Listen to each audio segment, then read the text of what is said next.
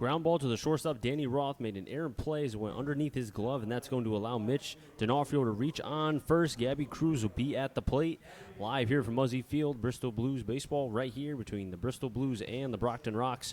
Chris Saunders alongside Matt Polick here today. And on the mound, James Judenis did get a ground ball from the leadoff hitter Nick Shuminski, grounded out to third, but then D'Onofrio reaches on the air. And now Judenis working to the number 3 batter, Gabby Cruz. Judenis.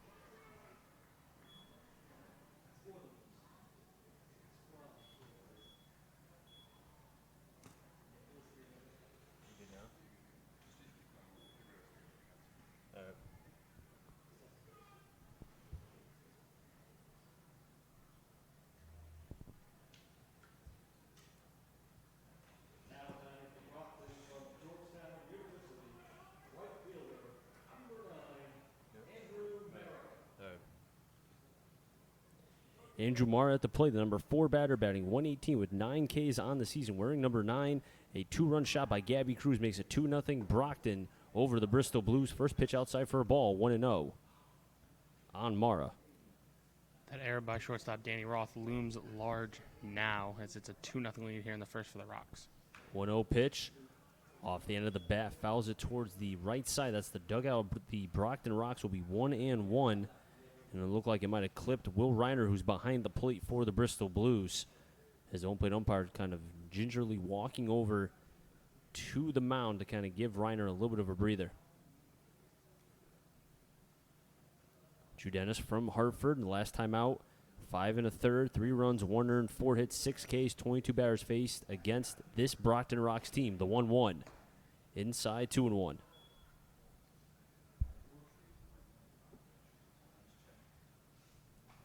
Judenis throwing from the windup. Gets the sign. The 2-1 pitch. Breaking ball outside. Call the ball. Will Reiner try to pull that back in. 3-1. The rest of the Blues defense, Orzechowski, Miller, Cloutier left to right. In the infield, Diamond, Roth, Maves, Bass, third to first. Swing and a miss. Evens the count. That pitch was caught by Will Reiner, the catcher. And on the mound from Hartford, James Judenis standing at 6'5". Judenis came into this game a 1.68 ERA. As I said, start against Brockton his last time. The payoff pitch. Line drive sent into right field. Going back is Cloutier. Still back. He turns. And that ball is gone. Kiss that ball goodbye. Solo shot by Andrew Mara. 3-0 Brockton. A 2-run shot by Cruz. And then a solo shot to right center off the bat of Andrew Mara.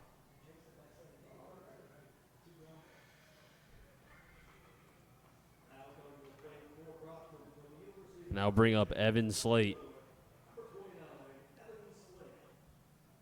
Evan Slate getting his first opportunity and start here today for the Brockton Rocks, who came into this game first in runs, first in hits, and first in home runs. And you could see right now 2 home runs thus far.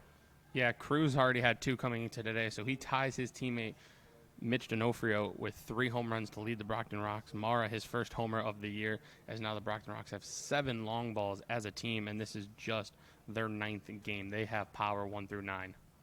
First pitch outside, 1-0.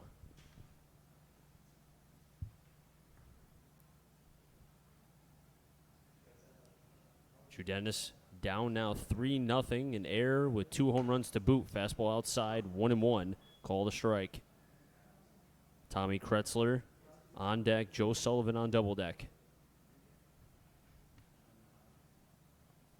1-1 pitch. High 2-1. And the Blues kind of really putting themselves behind the 8 ball, down 3-0 already to a Brockton team that defeated them yesterday in a game in which the Blues were up by 1, but then a 2-run shot by Cruz and a double kind of took that away. Swing and a miss, 2-2. Well, Chris, we were talking about it before the game, and all the losses for the Blues this year, it's been one bad inning that's hurt them. Maybe they're just getting their bad inning out of the way here in the first today, and then that way they could play 8.5 really good innings and get a win. 2-2. Fouled up the first baseline. We'll do it again. 2 balls, 2 strikes, 1 out, 3-0 Brockton over the Blues. A 2-run shot by Cruz, a solo by Andrew Mara. And now, considering what the Blues have, done in their last 3 games, 1 and 2 rather, in their road trip. The 2-2. High, 3-2. Blues 3-4 overall. The Brockton Rocks 5-3.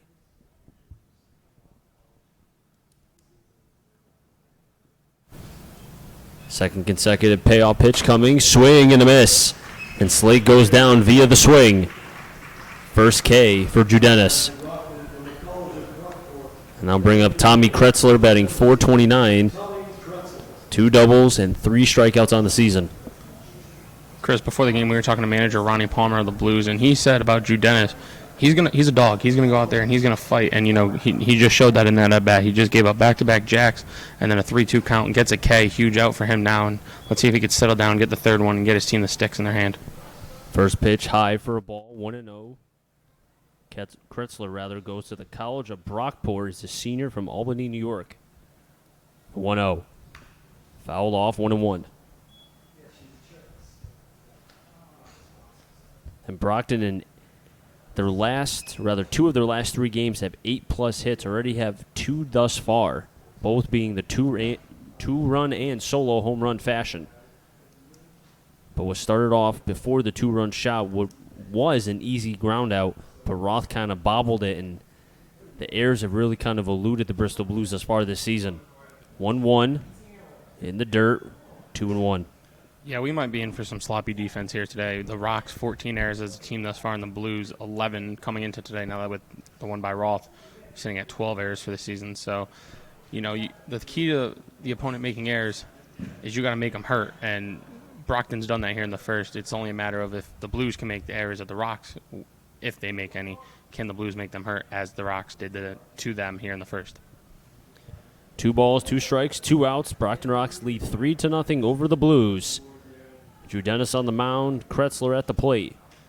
As the batter calls time, Kretzler batting from the left side, wearing number 17.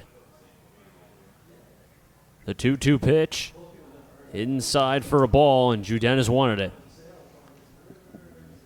Yeah, you could see manager Ronnie Palmer also said, he's going to wear a little heart on his sleeve. You're going to be able to tell what he's thinking by his emotion out there on the mound.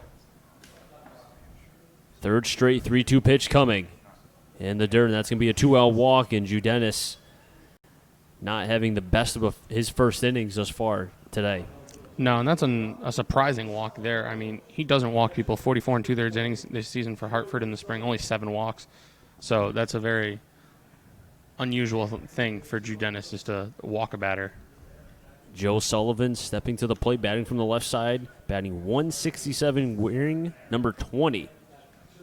On first is Kretzler, who had a 2-out walk. Judenis coming to the set high. First pitch to Sullivan. Backdoor fastball, 0-1. Now Judenis, the last 3 batters between Mara, Slate, and Kretzler are all 3-2. And prior to that, Judenis was pounding the strike zone against Shuminsky, D'Onofrio, and Cruz. 0-1. 0-2, swing and a miss on Sullivan. I wonder if those home runs scared him a little bit from the strike zone, being a little more, cautious throwing around. But, we said it. He's going to fight out there. He's a battler. Judenis has to stop the bleeding right now and stop Sullivan from being able to continue this for Brockton. 0-2 pitch. Towards right and past the diving first baseman Bass. Maves fields, but nobody's there to cover first base. It'll be first and second for Brockton as Judenis did not go over to cover first, and the diving play from Bass basically meant he wasn't able to cover first in time. The range of Maves comes up empty.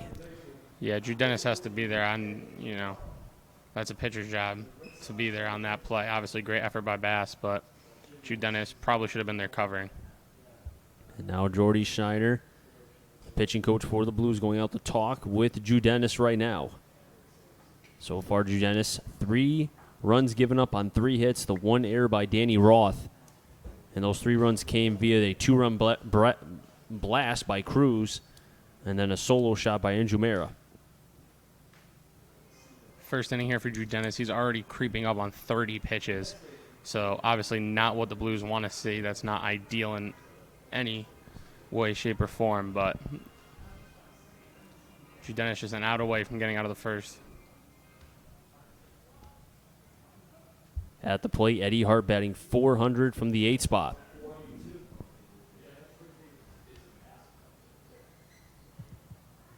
Drew Dennis waiting to get the sign from Will Reiner. Runners on first and second. Kretzler at second. Sullivan on at first. Drew Dennis coming to the set high. First pitch of the 8 batter in the dirt. Will Reiner blocks it. Is able to retrieve it as it goes up the first baseline. Nice defensive play from Reiner, keeping the runners at bay. Yeah, we saw Reiner make some great defensive plays last Saturday in the doubleheader here at Muzzy. He's a wall back there, and he has a cannon for an arm.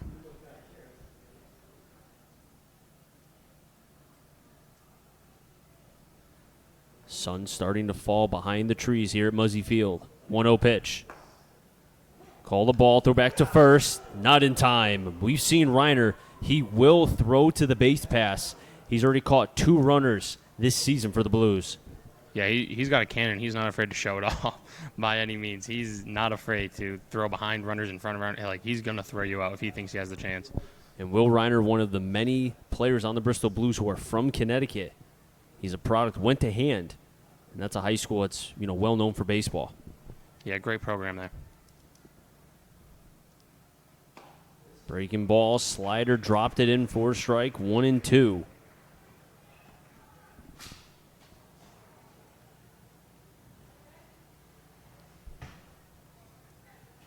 Dennis fixes the cap on his head with his right hand. Gets the sign from Reiner. Kretzler at second, Sullivan on at first. Casey Bass, the first baseman, playing behind Sullivan. Comes to set high. Drew Dennis stares down second, 1-2. Gets away from Reiner. Going towards third. Reiner's going to throw it to second. Not in time. And Sullivan will get to second as well as Kretzler, who will be at third. And it continues for the Bristol Blues, struggling on multiple fronts. Yeah, that's a throw most catchers don't even think about making throw to second when there's a guy on third. Will Reiner doesn't think twice about it. In his mind, I can get that guy out. Let's go and get that out, especially to end an inning. But throws a little late, and now Drew Dennis really has to make a pitch here. I'm surprised he even threw it, to be honest with you. Just because the runner, Kretzler, who was already on third when he threw it. Yeah, he's not afraid. 2-2. Reiner having to range over to the arm side to really kind of stop that fastball. 3-2 is the count, and 4 batters in this top of the first inning have ran the count 3-2 against this right-hander from Hartford, James Drew Dennis. Yeah, his pitch count's over 30 now, sitting at about 30, 33. Quick math there. This will be pitch number 34. 3-2. Low for a ball, and the bases are loaded. Second walk of the inning for Drew Dennis. 2 walks, 4 full counts, and 2 home runs. 2 run and a solo shot have given Brockton a 3-0 lead, trickling a little bit of an error by the shortstop Roth. But right now the Blues having to try to stop the bleeding here at 3. Quinn Craze at the plate, batting from the left side, batting .333. Takes a strike low, 0-1. If Craze finds a way to get on, the Rocks will bat around. Yeah, you mentioned it, 333. He's 3 for 9. He's also got 5 walks, though. So, a 9-hitter, he's not a slouch. He's up there. He's going to get his money's worth. This Brockton team has shown they can hit. The 0-1 pitch towards the right side. Maves, Fields, gets it over to Bass, and the side is retired. But a 2-run, a solo home run has given the Brockton Rocks 3 runs on 3 hits, 1 error by Danny Roth, the shortstop, and the bases left loaded. That's 3 players on. We're heading to the bottom of the first. Your Bristol Blues will be coming up to bat. You're watching the Bristol Blues right here on the Bristol Blues YouTube channel.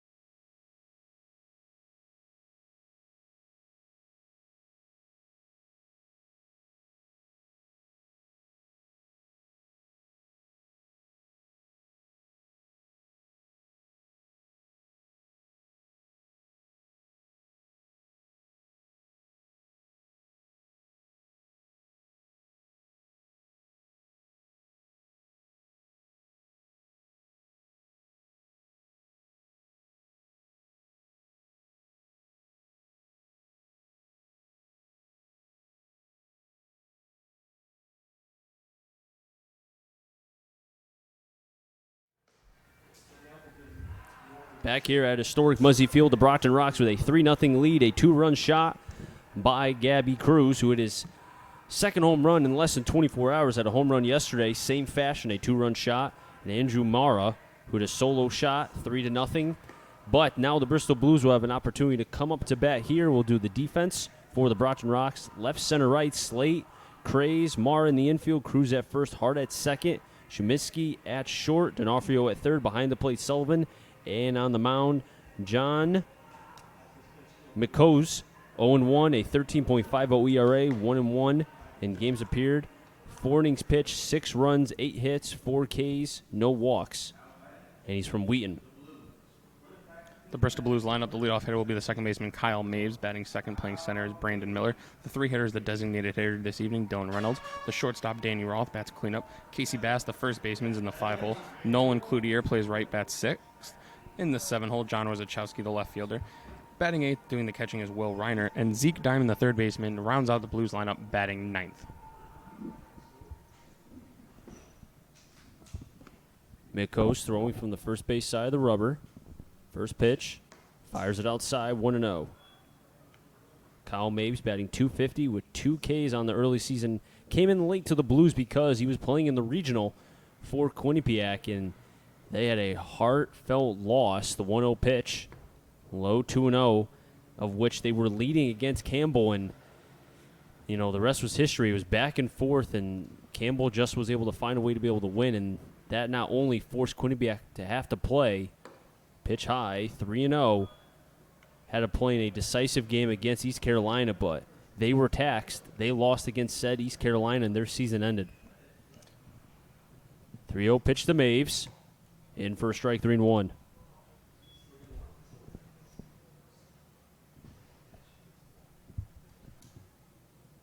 Maves takes a deep breath, batting from the left side, wearing number 1. 3-1 pitch. Fighting all the way back is the pitcher for Brockton. Runs the count full, 3-2. It's been an interesting strike zone by this umpire here in the first inning. I'm having trouble figuring out what he's doing, if he's giving the outside corner, inside corner. He's kind of been all over the place. 3-2 from Maikos, lined over the head of the shortstop Shuminsky and into left field. A leadoff single for Kyle Maves. And that's exactly what the Blues needed here in the bottom of the first. Mike Coase, you mentioned from Wheaton, had a really good spring for him in 11 games, all starts. He went 5-1, 49 innings. Just gave up 17 earned runs. That's good for a 3.12 ERA, and he had 9.37 Ks per 9. And now batting for the Bristol Blues, batting .250 with 2 Ks, number 15, Brandon Miller from St. John's. He also played in the Big East tournament. First pitch from Maikos. A squibber somehow staying towards for a second fair up the third baseline, but then went foul, 0-1. That ball had a little bit of eyes, but continuing what I said, Miller plays at St. John's, and they had a run too as well through the Big East tournament, but they lost a game against Creighton, of which, as you know, Creighton went to the regional as well. They also have a player who might be coming here, Parker Upton. Yeah, Blues had a lot of players with playoff experience this year, and I think that can help them really down the stretch once they get the full roster here. 0-1 from Maikos outside, 1-1. Maikos in his last start, June 1st against the Suns, 4 innings pitched, 6 earned runs, 8 hits on 4 Ks, 20 batters faced. beautiful night here for baseball at Muzzy, 73 degrees and 0% chance of rain. 1-1, runners going, throw to second. Gets away as the tag was applied, but it was hit out, and now the second baseman, Hart's going to have to throw to third. And somehow Maves is going to be safe at third. He had not one but 2 lives, does Kyle Maves. And the Blues have a runner in scoring position at third. Yeah, it's going to be a funky way to score that one. He's fortunate that the ball was dropped by Shuminsky covering on the stolen base. I mean, he was out. I mean, the ball fell out of the glove when he hit the glove. Fortunate for him. And then, got really risky going to third on a ball that didn't get all that far away, but paid off. 2-run from Maikos. Line drive in the left center. That's going to drop in, and the Blues will get their first run as Miller wants to try to get to second, but then takes a big turn to get back to first. RBI single for Brandon Miller, and the Blues have cut the deficit to only 2. It's 3-1. Brockton Rocks. Great job by Brandon Miller going the other way with that pitch. That was a really good approach by him and doing a job there. Man out there, nobody out, and obviously you want to do a job. Even better when you could do it with a hit and keep the rally going potentially. Dylan Reynolds, a Blue that played last year, takes the first pitch, first strike, 0-1. Does have 4 walks to 5 Ks, 6 RBIs on the season, a 269 batting average. Miller takes a 3-step lead, 3.5-step lead. 0-1 from Maikos. Ground ball to second. Hart tosses it over to Shuminsky for 1, over to first, double play. 4-6-3. And quickly 2 down for the Blues here in the bottom of the first. Yeah, that's definitely not what you want in a situation you get back-to-back singles and a run from your first 2 hitters, and then your 3-hitter comes up and rolls a tailor-made double play right to the second baseman. Unfortunate break there for the Blues, but see if they could pick it back up with 2 out, nobody on. Danny Roth, who made that costly error in the top half of the first. But Roth is batting .320, but does have 9 Ks on the season, has been prone to the K. First pitch to Roth. Hits the upper half of the plate, 0-1. Roth did have 10 home runs during his collegiate season. Yeah, Roth, one of 2 Blues to have played in all 7 games thus far. 0-1 breaking ball. Quickly 0-2 on the shortstop, Roth. Roth 9th in the FCBO in Ks. 0-2, hesitation from Maikos. Fastball high, 1-2.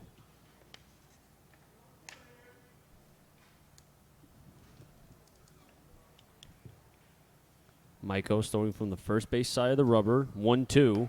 Breaking ball, just a tad high, 2-2. Casey Bass on deck, Nolan Cloutier on double deck. Umpire strike zone has been a little confusing to pick up. I'm sure the hitters got to be a little frustrated, as pitchers as well. 2-2 off the end of the bat. Craze coming in, charging, dives, makes the play. And the third and final out has been recorded, but the Blues do get a run on a stolen base from Maves, who somehow found a way to get to third. And it's 3-1 Brockton Rocks over the Bristol Blues as we're heading to the top of the second. You are watching the Bristol Blues right here on the Bristol Blues YouTube channel.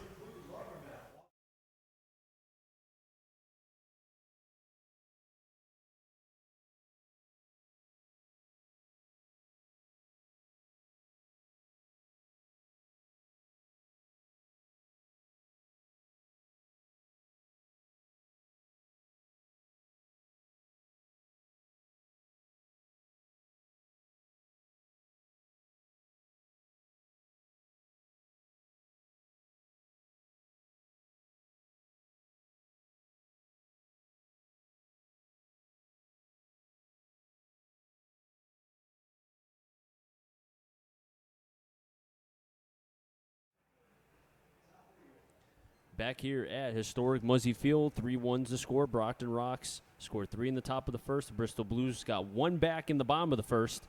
And now Brockton will have the top of the order. Nick Shuminsky, Mitch D'Onofrio, and then Gabby Cruz. The first 3 batters for the Rocks.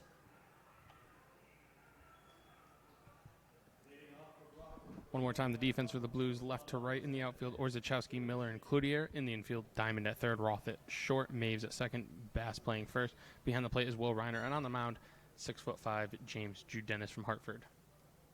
Chris Saunders alongside Matt Polick here today, bringing you The Bristol Blues against the Brockton Rocks. The Blues 3-4. The Rocks 5-3. First pitch to Shuminsky. Pitch high, 1-0. A little update for Yankees fans. Didi Gregorius coming back from Tommy John surgery tonight. Singled in his first at-bat, got thrown out trying to stretch it to a double. 1-0 breaking ball outside, nips the backdoor part of the plate, 1-1, and I'm not too surprised about that. What, Didi getting thrown out? Well, no, the fact that he was trying to stretch it.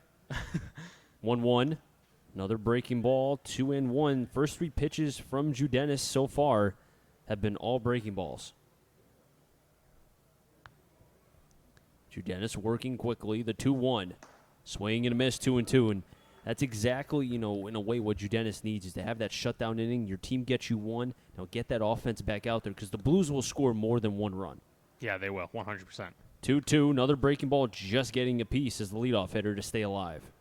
Yeah, ideally he gets a 1-2-3 shutdown inning and he keeps his pitch count. Obviously in the first inning he threw 30-plus pitches. You want to try to limit that this inning. Another breaking ball high, 3-2, and I would almost say I think every pitch has been a breaking ball right now from Judenis. Yeah, I wonder if he's scared of his fastball because Brockton hit it so well in the first inning. Payoff pitch, there's the fastball, but it's a leadoff walk, and that's not what the Blues needed in the top of the second. No, and uncharacteristically, Judenis has walked 2 batters already, and we're only in the second inning here. 3 walks, actually. 3 walks, pardon me. Kretzler and Hart. Yes, you are correct. I'm wrong. Which doesn't happen much. No, not really. Whoa, threw me off a little bit. Mitch D'Onofrio at the plate. D'Onofrio first in the FCBO in home runs. Well, don't sell Gabby Cruz short. He just tied him in the first inning. They're both at 3 now. Well, that's true. See, there you go. He drives that one into left center. That might stay in play. Going back is Miller. Still back. He's at the track. He'll make the catch.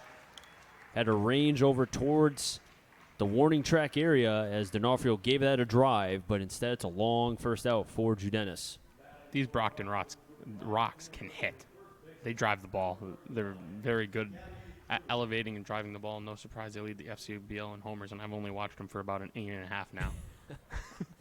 And Gabby Cruz, who plays at Bryant, I saw him hit a 2-run shot yesterday to put the Brockton Rocks ahead yesterday, and he pulled one to left, and I think that ball is still traveling. First pitch to Cruz. Takes the breaking ball outside. Called a strike 0-1, and that's how the Blues were attacking him yesterday. Jack Moore, the starting pitcher for the Blues, was throwing breaking ball after breaking ball, that wipeout slider to Cruz, and Cruz was chasing. But the pitcher who gave it up, Ben De La Belle, for the Blues, just hung a fastball, and it was gone. 0-1 to Cruz. Another breaking ball blocked by Reiner, 1-1. You mentioned Cruz goes to Bryant. Former Blue and Bryant teammate Jimmy Titus just got drafted in the MLB draft, the 22nd round to the Los Angeles Dodgers, so congratulations to him. The Dodgers picked a lot of FCBO players. They did. They must be over on the East Coast now. Why not? Good talent here. 1-1. Check swing got off the end of the bat. Was Cruz, but fouled as it went away towards the third baseline. 1-2. Shuminsky kind of hesitated, was going, but then went back. Crucial count right now for Judenis with a 1-2, 1 ball, 2 strike, 1 out. Runner on first is Shuminsky, I should say. Yeah, I'm wondering if that was a design fake steal, a steal, and he just got a bad jump, or what was going on. Always curious when runners take a few steps and then head back. Throw back to first. And to tell you how uncharacteristic it is of the walks by Judenis, only had 7 walks on the season. Already has 3 through an inning and a third. 1-2 pitch. There's the breaking ball right to Maves. And he has the runner caught like a sitting duck. The double play. And that ends the inning. A bounce back inning for Judenis. And it stays 3-1 Brockton Rocks over the Bristol Blues. We're into the bottom of the second. The Blues will have 5, 6, 7. Bass, Cloutier, and Orzechowski when we come back.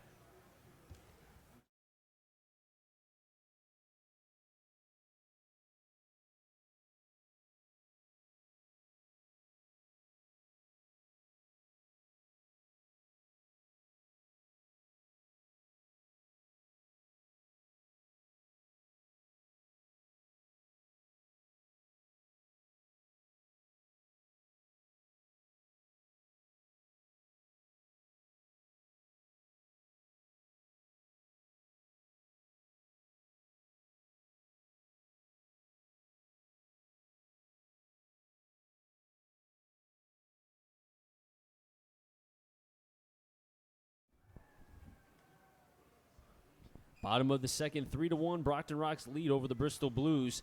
A hard liner off the bat of Cruz from Brockton, but it helps to have a second baseman named Kyle Maves who was able to make the catch and then got the runner who was Sheminsky, who's kind of leaning towards a tad for the double play. And the Blues, who needed a bounce back inning and got that from Judenis, can send the hot bats out.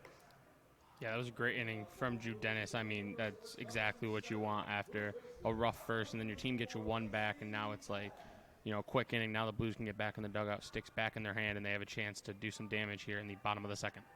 And at the plate, batting here in the bottom of the second is Casey Bass. And what's the nickname we gave Casey Bass? Oh, the Lumberjack. The Lumberjack, That's what we call him. He's a construction major at the University of Wisconsin Stout, so I called him a Lumberjack. Batting .222 on the season. Drives that one into right, and that's going to be a leadoff single for Casey Bass. Well, last Saturday at the doubleheader here at Muzzy, the Westfield Starfire shifted him after one at-bat, and that's exactly where the second baseman would have been if they were shifting as Westfield did. I'm curious to see if Brockton pulls a Westfield and shifts on Casey Bass his next time around. Noah Cloutier, batting .429 from Wallingford, Connecticut, is at the plate, batting from the right side. Cloutier last year played for the Pittsfield Suns, but now he's on the Blues. First pitch breaking ball, takes it for a strike. Front door inside, 0-1. John Michos throwing from the first base side of the rubber, wearing the stirrups as he's a right-handed pitcher. The 0-1 towards third. That's going to get through for another single, back-to-back single for the Bristol Blues. Bass at first, Bass at second, Cloutier at first. Yeah, Chris, we were talking about a pregame. These two teams hit. We're in for a potentially high-scoring game here at Muzzy tonight.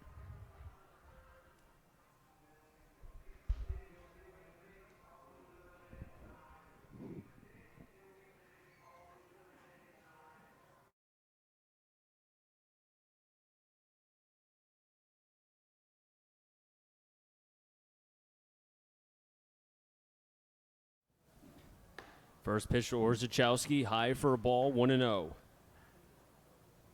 Bass on at second, Cloutier on at first, back-to-back single for the Bristol Blues. Have an opportunity here, down by 2. And we've seen, Matt, this offense for Bristol is potent. Yeah, they could score runs in bunches. I mean, they're one big hit away now from, getting right back into this game. Not that they're out of it by any means, but they can definitely score runs in bunches. 1 through 9 can hit too. You're not getting easy outs at the bottom of this lineup. So, Ronnie Palmer's squad, they can hit, and they're capable of putting up big innings every time. Will Reiner on deck, Zeke Diamond on double deck. Michos coming to the set at the bell. 1-1. Check swing up the first baseline, but foul. Yeah, I'm sure he's very happy that went foul. He would have been very frustrated had that stayed fair. And if the Blues, that's why you play 9 innings. If you can chip away each and every inning, even if it's only 1, they can get to 3 by the third inning if my math is correct. I know those are some big numbers. Hard to do the math there, Chris, but you're correct. 1-2. Outside, good eye from Orzechowski, 2-2. And I mentioned it. And all the Blues losses this year, or the majority of besides one, all their losses, it's been one bad inning. So, maybe, like I said, they just wanted to get it out of the way in the first tonight. So, who knows? They could throw up zeros the rest of the way, but it's going to be tough the way Brockton hits the ball.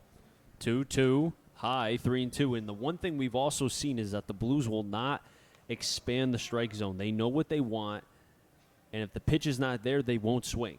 And we've seen that not just today, but throughout this early part of the FCBL season. Yeah, they're very disciplined at the plate, which I think is a huge part of why they're able to score runs in bunches and be so potent. Payoff pitch off the end of the bat towards short. Sheminsky bobbles it, and it kicks away towards shallow part in center field. Rounding third and sliding is Casey Bass. It's 3-2. And the Brockton Rocks came into this game second in errors in the FCBL. We saw why. 14 combined errors make it 15. Well, now each team's shortstop has an error to them, and each error has led to a run, and we'll see if the Blues can make it more than just one. Will Reiner steps in now. We talk known for his defense, but we've seen him come with some big hits, especially last Saturday. He had a 2 RBI knock in the doubleheader against Westfield, so he can swing it a little bit. Not an easy out. And at the plate is Will Reiner, as we saw the manager for the Brockton Rocks, Andy Thurl, kind of going out to his shortstop, Shuminsky, because it looked like the ball had ricocheted off an upper body part. Can't tell if it was the chest or the neck or the face, but just wanted to make sure his shortstop was okay. And as we've seen, the official scores put the error on the scoreboard. That's a tough error. It's I a would painful. have to say. It's a painful one. And it's not just painful because it hurts, but you gave up a run in the process that allowed Casey Bass to score from second. Now you have an opportunity for the Blues. The last time Will Reiner came up with runners on base was against Westfield. That helped them make the comeback as he takes the first pitch outside 0-1. So Reiner does have 4 RBIs on the season, a .273 average. Yeah, it doesn't look like he loved that first call, but, as a catcher, when you're hitting, you can't say anything about that strike zone because you want your pitcher to get all those calls that's going against you right now. 0-1, gets by the pitcher behind the bat. Shuminsky tries to tag second. He does over the first, not in time. It was a very close play at second. He called him out, and the pitcher was in my way. Did he call him out, or? Waiting to see the final signal, and they did call Orzechowski out at second. Cloutier will get to third. Reiner will be on at first.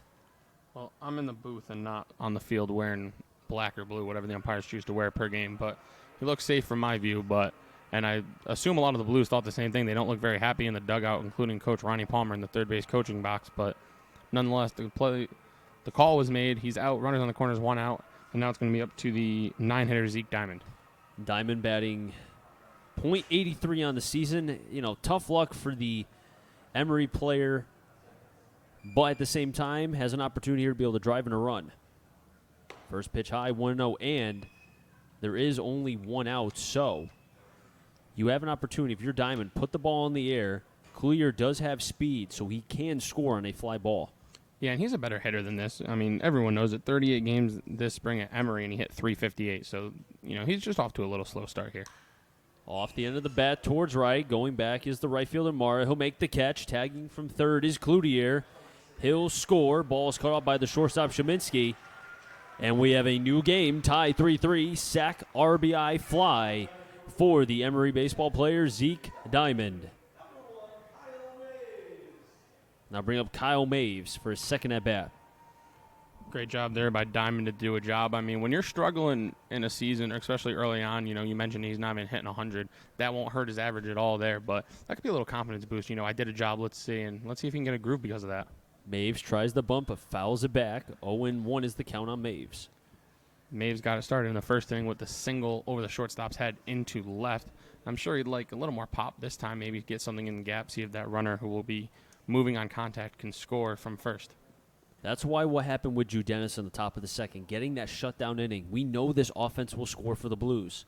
0-1, liner toward short. Shuminsky fields it, tosses over to the second baseman, Hart, and the side will be retired. But the Blues do get 2 runs on 3 hits, 1 costly error, and 1 player left on base. We're tied 3-3 here at Muzzy Field.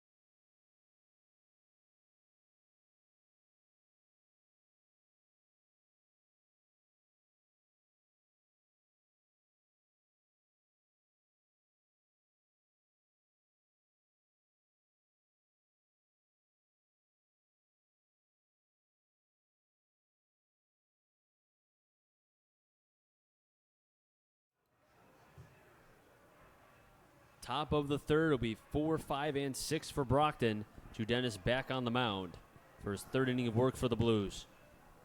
Yeah, and he did a great job in the second inning to not only lower his pitch count, which sits at just above 40 now, but, you talked about the shutdown inning. Your team gets you a run back after you give up 3 in the first.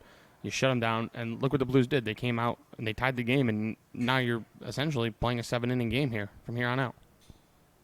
Mara, the first batter here in the top of the third, takes the breaking ball outside first strike, 0-1.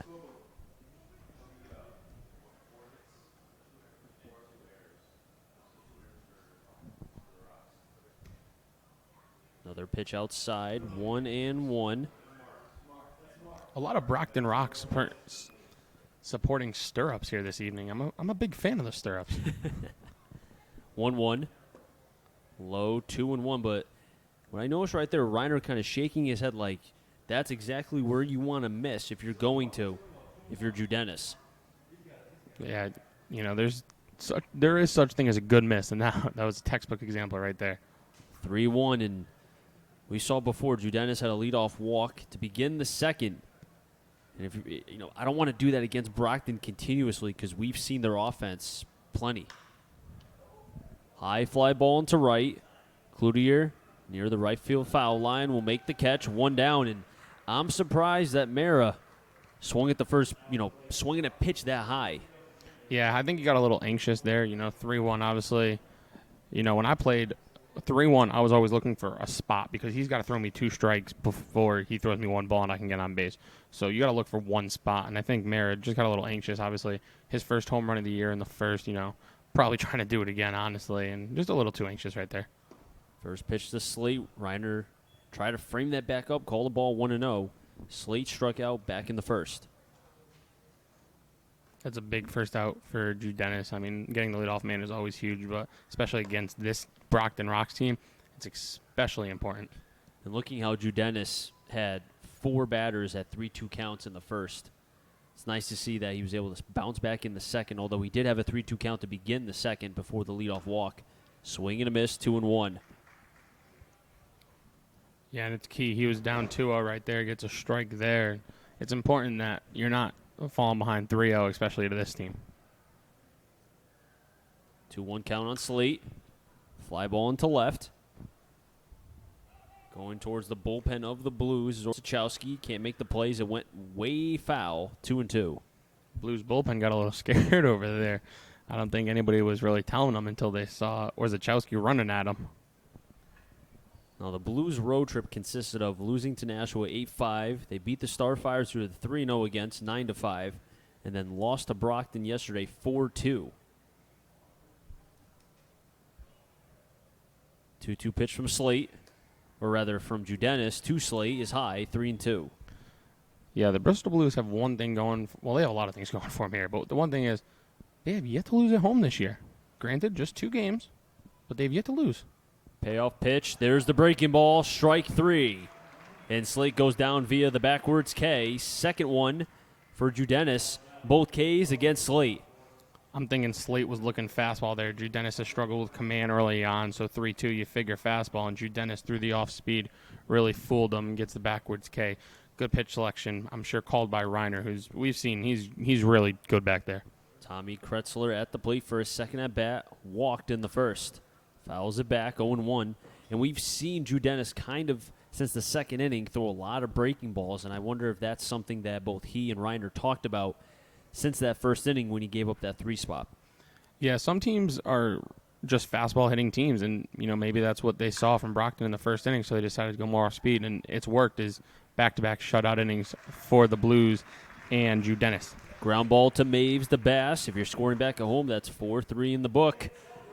And if you want to consider the double play off the bat of Cruz in the second, that's 6 batters retired straight by Judenis as we're heading to the bottom of the third. The Bristol Blues will have batting next for them here. They will be 2, 3, and 4. Miller, Reynolds, and Roth when we come back. You are watching the Bristol Blues right here on the Bristol Blues YouTube channel.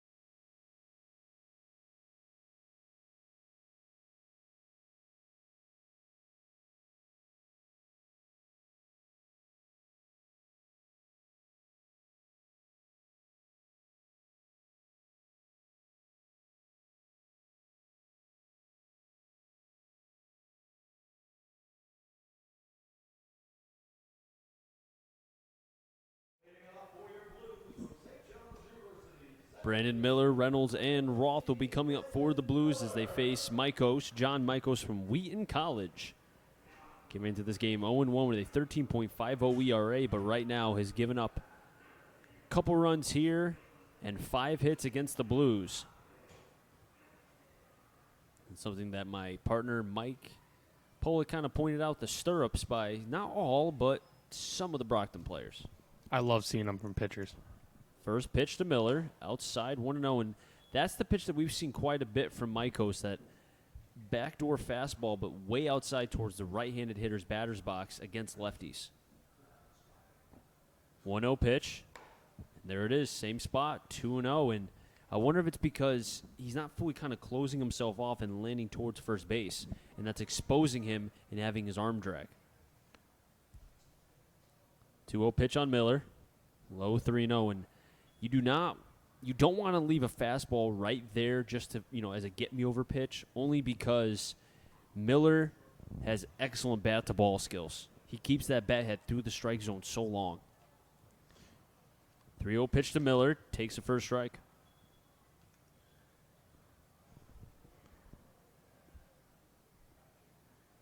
Michaels really works from the first base side of the rubber.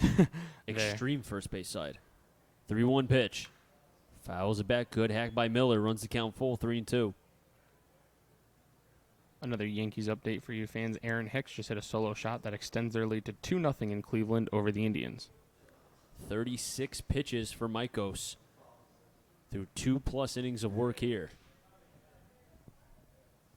The payoff pitch to Miller. Another foul ball. We'll do it again. Yeah, we saw some not warming up, but a little stretching in the Blues bullpen in the third. Both pitchers' pitch counts are not too ideal as we're in the bottom of the third here at Muzzy, so I have a feeling these bullpens will be used heavily today. Payoff pitch again to Miller. Fouls it back one more time, we would think, but 7 pitches against Miller, and the more he sees, better opportunity he'll have that maybe one pitch might be exactly where he wants it so he can drive. Yeah, a lot of, you talk to a lot of ball players, they'll say the longer at bats go, the more it favors the hitter versus the pitcher. 3-2, Mike goes to Miller. Miller wins the battle, leadoff walk to the St. John's product. And Miller has had a day. I get it's only 2 at-bats, but had an RBI, and now he's walked in the third. He's been a nice, I don't want to say surprise, but he's been a nice fit for this lineup who we've talked about many times. If Upton comes, if Kelly comes here, you're talking about a lineup that extends even more. Yeah, addition, I think, is the key word there. A good addition to this Blues lineup here. Pitch shot puts in the dirt, gets away from the catcher. That's a wild pitch from Michaels, and that will allow Miller to get to second base. And a team that in Brockton, first in the FCBL in wild pitches, it shows right there. Yeah, and now the catcher Sullivan is going out to talk with Michaels. Yeah, I'm not sure if these two have worked together before, but, we'll run her on second, maybe go over some signs and calm them down after a shaky start here to the bottom of the third. He got Dylan Reynolds to ground into a DP last at-bat, so I'm assuming they're going to want to work down, keep the ball on the ground so we can't elevate something into a gap and score the runner from second. Well, even if Reynolds sticks to that approach again and still drives it to the right side, a ground ball will allow Miller to get to third, and now you have an opportunity, if that happens, where a fly ball, there's your go-ahead run. Yeah, very good point there, Chris. 1-0 to Reynolds. Up the middle and through. It'll stop by the shortstop, Shuminsky. And Miller's going to stay at third, throw back to third, gets away from the third baseman, D'Onofrio. Here comes Miller. The play at home won't be made as it trickles away from the catcher Sullivan. And coming all the way from second to third is Reynolds. And a lot came around, but the Blues get the go-ahead run. It's 4-3. Yeah, that's a lot to digest right there. My favorite part of all of it was Danny Roth screaming at Brandon Miller to get down at home plate, and he doesn't. As soon as he crosses home plate safely standing up, Danny Roth just goes, okay, I guess you don't have to slide. But a lot to digest there. I'm sure the Blues will take it. Not the prettiest of ways to get a run, but nonetheless, it's a run, and they have their first lead of the night here at Muzzy Field. And I would think that's a single by Reynolds. Mm-hmm. Yeah. And then it would be an error, I would think, by Brockton. Yeah. First pitch to Roth, check swing, foul back. I'm thinking it's a single for Reynolds, and that gets Miller to third. Then Miller to third. And then Miller scores on the E6, throwing to third. And then Reynolds reaches third on the E5 when he threw home. Another pitch that gets away from the catcher, Sullivan. Here comes Reynolds, the tag. And he's going to be safe as Reynolds. And Maikos can't believe it. The 5th run for the Bristol Blues comes at a very opportunistic time. It's 5-3. What a slide by Dylan Reynolds. He swam. Yeah, Pardon me. I would say he swam. Yeah, he swam into home plate there, scoring the 5th run of the night for the Bristol Blues. That took a very friendly bounce off the backstop here at Muzzy, and it looked like Sullivan was going to be able to flip to Maikos and get the out. But like we said, what a swimming move by Dylan Reynolds, the designated hitter for the Blues. And I can't tell who is at the mound right now for Brockton. I would almost assume that would be the pitching coach, Chris Diver, but whoever it is has to be trying to find some way to calm down John Maikos from Wheaton right now, because 2 wild pitches in this inning has led to now 2 runs. One of them was not a run off the bat or off the pitch, but it ended up becoming that because it allowed Miller to advance to second and took away what could have been a double play. Yeah, definitely. He's got to settle down here. I mean, the Brockton Rocks bullpen has started warming. I can't tell exactly who. It's a right-hander in the bullpen warming for the Brockton Rocks down the right field line. So, but right now it's still Maikos out there, and he's got to find a way to get out. 1-1 to Roth. Swing and a miss, 1-2. That was a healthy cut from the blue shortstop right there, 1-1. Danny Roth came into this game a .320 average, but 9 Ks. Maikos throwing from the first base side of the rubber. 1-2 to Roth.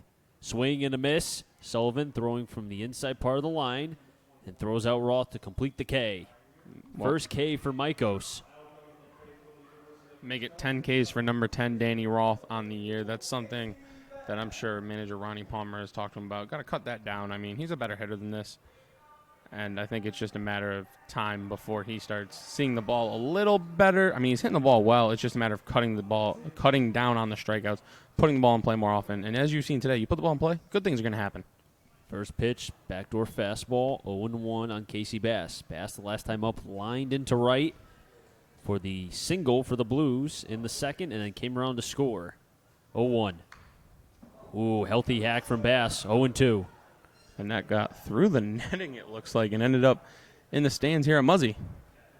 An unusual occurrence here with the amount of netting here, but that one found a hole. And somehow, just like the ball will always find you, if you're new or if you're playing a different position, same thing happens with a foul ball. 0-2 to Bass. Breaking ball high, 1-2. And maybe it's just me, but it looks like Maikos is throwing a little bit harder, maybe because he knows that, who's at the plate right now. Yeah, I think it's a challenge to get Casey Bass out, and he really wants this out. 1-2. Bass sends it into left center, charging in his slate. Makes the catch for the for the second out. Don't get ahead of yourself here, Chris. I was getting a little bit ahead. I mean, there's been a lot going on in this game. I mean, we're talking about 3 runs on 3 hits and 4 errors for Brockton. 5 runs on 5 hits and 1 error for the Blues. And we've seen Brockton came into this game second in errors. They already have 4 in this game. 2 wild pitches. They were first in the FCBL. First pitch down the middle to a strike to Nolan Cloutier, who singled and came around to score as well back in the second. Yeah, this game has been as advertised. I mean, 2 good hitting teams, not great defensively. 0-1, and Cloutier kind of, as he swung, looked back like, why did I swing at that? Yeah, that's one of those. I mean, you start swinging and it's like, oh, I messed up. This is bad. And then you just got to finish your swing and just take the embarrassment and bounce back. Cloutier choking up. Swings and misses. Sullivan, outside part of the line, throws him out is Cloutier. Second K for Maikos. But the Blues do get 2 off a couple wild pitches and a couple errors trickled in. It's 5-3 Blues lead over Brockton. We'll keep it right here. And, Mike, you made a great point about how this game had, just by looking at the numbers, you look at a team like Brockton, 5 of the 6 categories when you consider runs, hits, doubles, home runs, and walks. They're in first.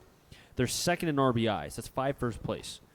The Blues, on the other hand, maybe don't favor so much because of that, because of how much Brockton leads by, but the pitching side, in a way, favors the Blues.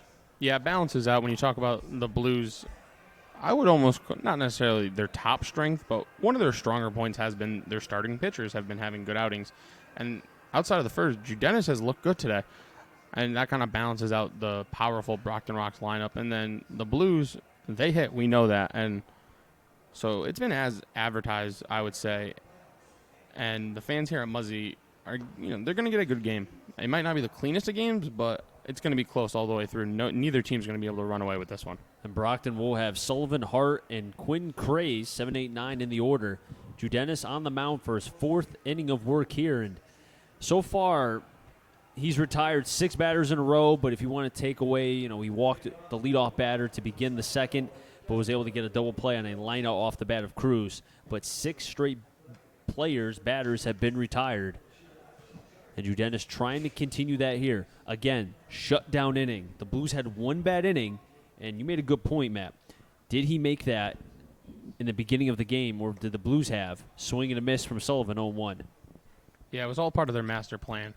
Let's just get out of the way now. Yeah, it's inevitable at this point. Let's just get it out of the way, get it out of our system, and we can move on.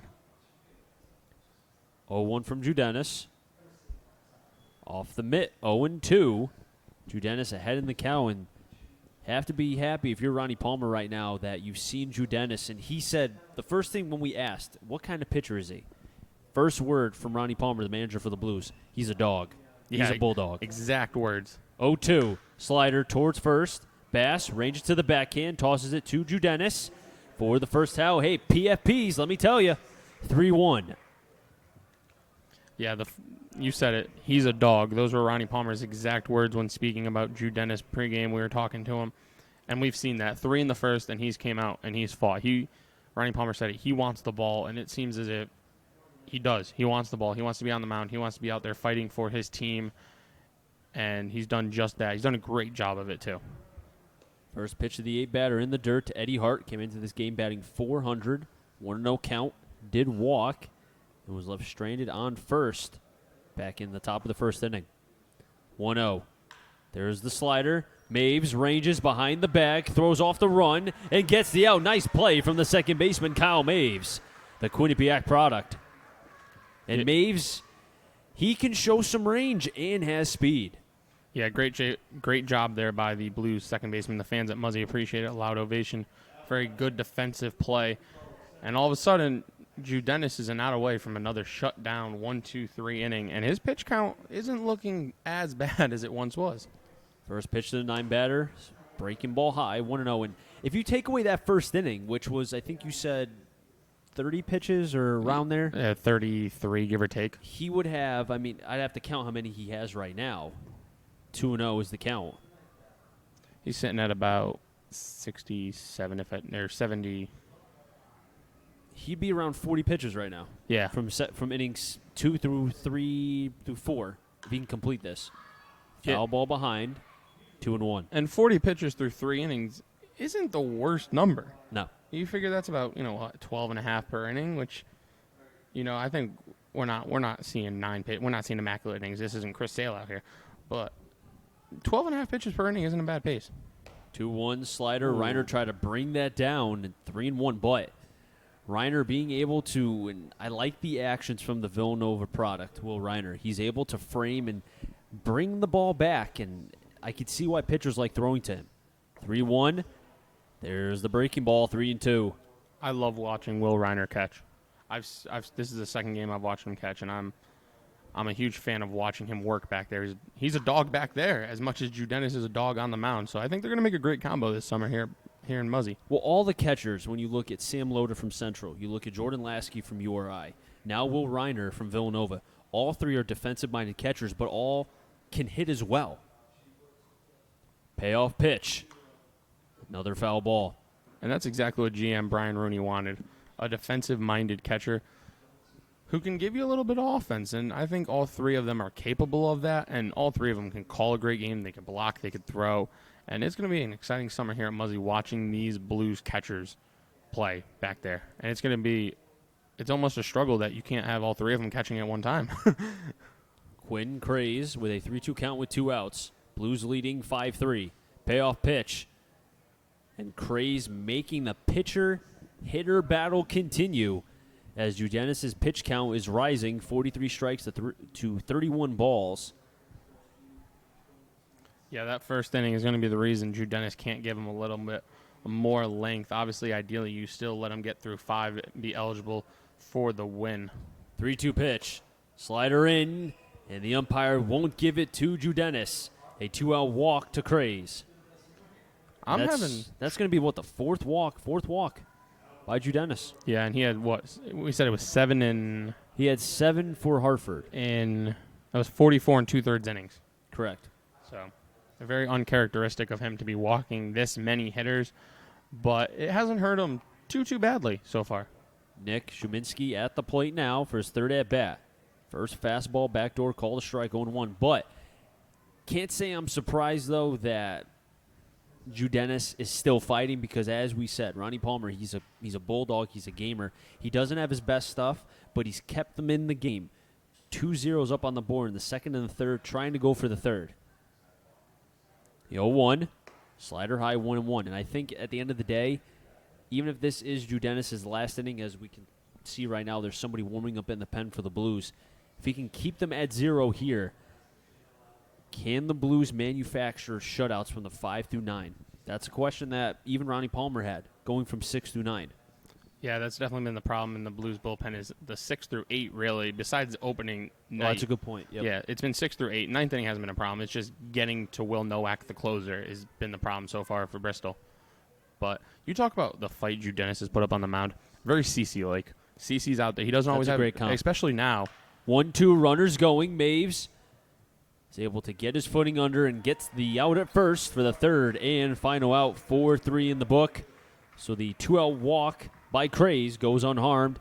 Judenis gets his third consecutive 0 put up on the board. Gave up 3 in the first, but he's fought back for Bristol. An impressive bounce-back performance from James Judenis. As we're heading now to the bottom of the fourth, your score 5-3. Blues lead over Brockton. You are watching the Bristol Blues right here on the Bristol Blues YouTube channel.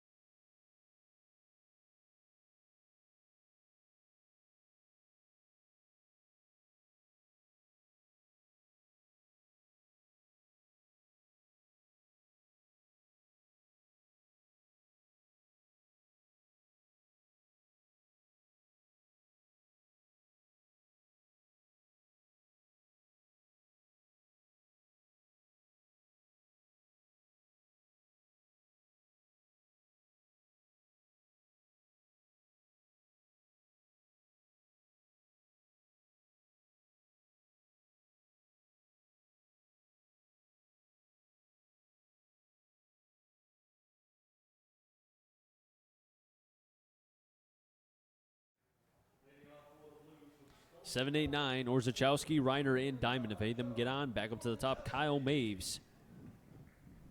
And still on the mound for Brockton is John Maikos.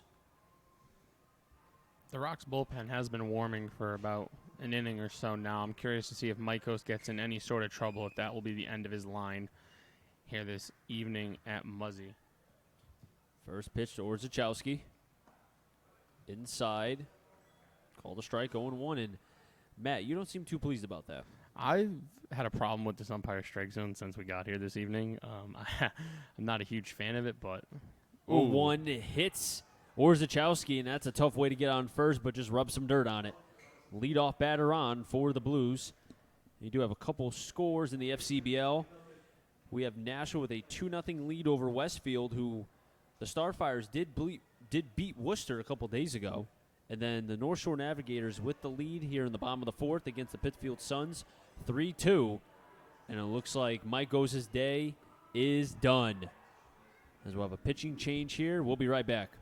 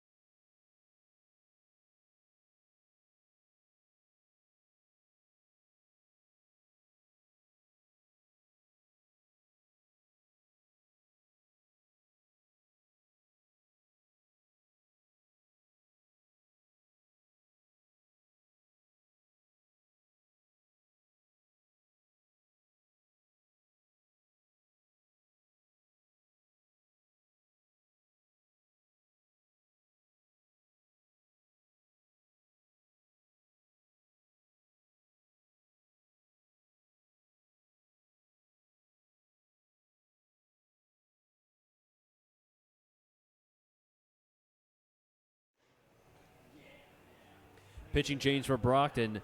John Maikos' day is done. 3+ innings of work. 5 runs, 3 of them earned, 5 hits, 2 Ks, 1 walk. He is responsible for the runner on at first. That's Orzechowski. And now on the mound, it is a former Worcester Braveheart and now Brockton Rock's Jake Sanderson, who comes into this game with a 2.70 ERA, does not have a record. His last appearance was against the Silver Knights. Went 2 innings, 1 run, 1 of them earned, 3 hits. Does have a save on 2 Ks on 9 batters faced and 1 walk. And Matt, I know you haven't seen Sanderson. Funky delivery, can throw hard, but also will be effectively wild from time to time. That's what he was last year. Well, he's got stirrups on, so that's already a good start in my that's already a good start in my book. So we'll see what he can do here for the Rocks. First pitch from Sanderson to Will Reiner. In the dirt. Catcher can't find it. Sullivan now does. Runner will stay on at first. That's Orzechowski. 1-0 count on Reiner. Sanderson does go to UConn. 6'1", 185 pounds from Burlington, Massachusetts. Runner on first is Mike Cose's responsibility, taken out of the game for Jake Sanderson. 1-0, runners going, throw to second is high. And Orzechowski will stay on second base, a stolen base for John Orzechowski, the Stonehill product. Orzechowski, I think he's fortunate that throw by catcher Sullivan was a little high. Didn't look like he got a great jump, but he picked up speed about halfway to second, which really helped him after a mediocre jump, I would like to call that. But this Blues team, they have some burners. Yeah, they do, and they have some pop. This is going to be a great combo this summer. 2-0 to Reiner, low 3-0, and you consider Orzechowski, Beal, Austin White, who's not here today. You consider JT Mouse if he makes it here, which I think he will. He could fly. Parker Upton can run. I mean, there's so much speed. Colin Kelly, 3-0 pitch, backdoor fastball.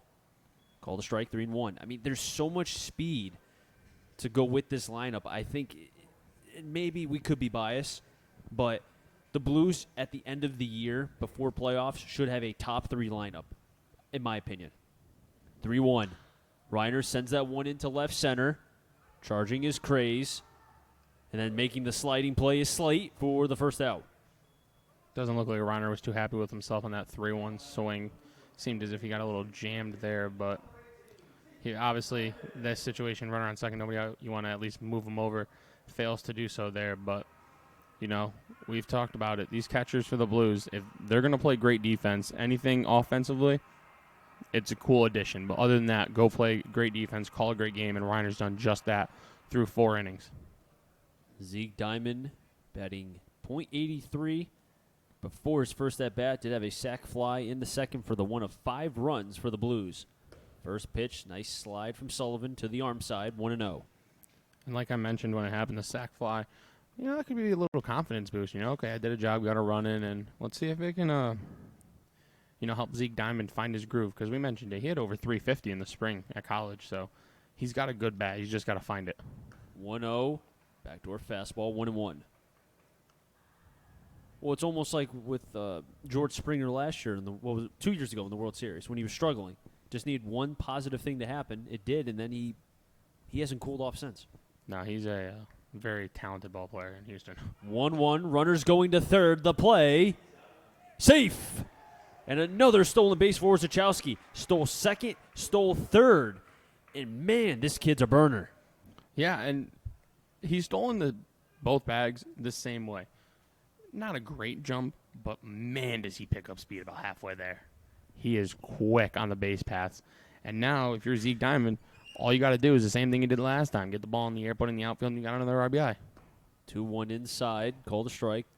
2-2. Scoreboard had that as a ball. I did too. 2-2 pitch with a runner on third. Diamond fouls it back. And as you said, Matt, there's an opportunity here. Sac fly, it doesn't look great because you're 0 for 2, but at the same time, you get 2 RBIs and you do the job in the 9 spot. Well, you're 0 for 0. You don't get, it doesn't hurt your batting average. That's true. Fly. That's true. 2-2. Off the end of the bat, Squibber. D'Onofrio throws it to home, and now they have Orzechowski in a pickle. Throwing a couple times, they tag out Orzechowski.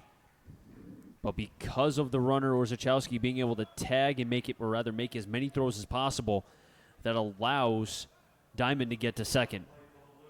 But a misplay in a way because Orzechowski was going on contact.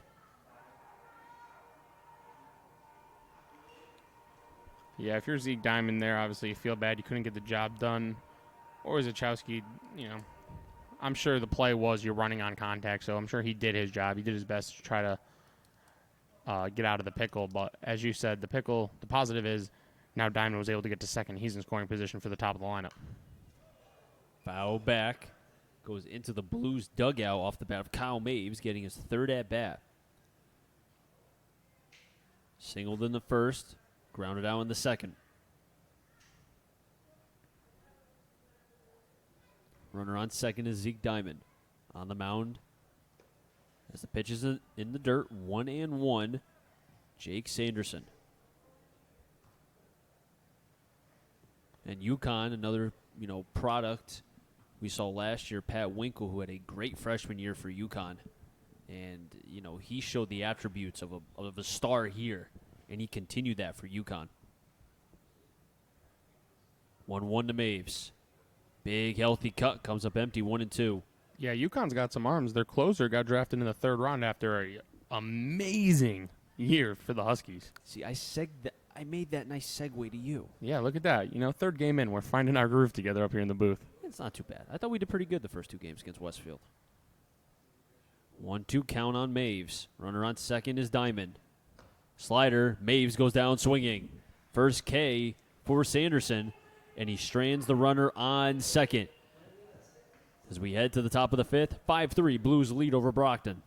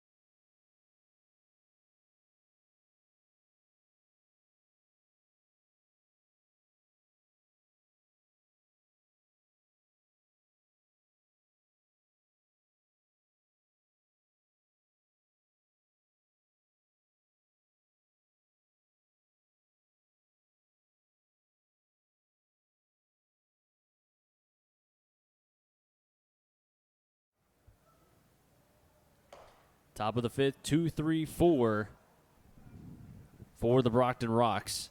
Starting off would be Mitch D'Onofrio.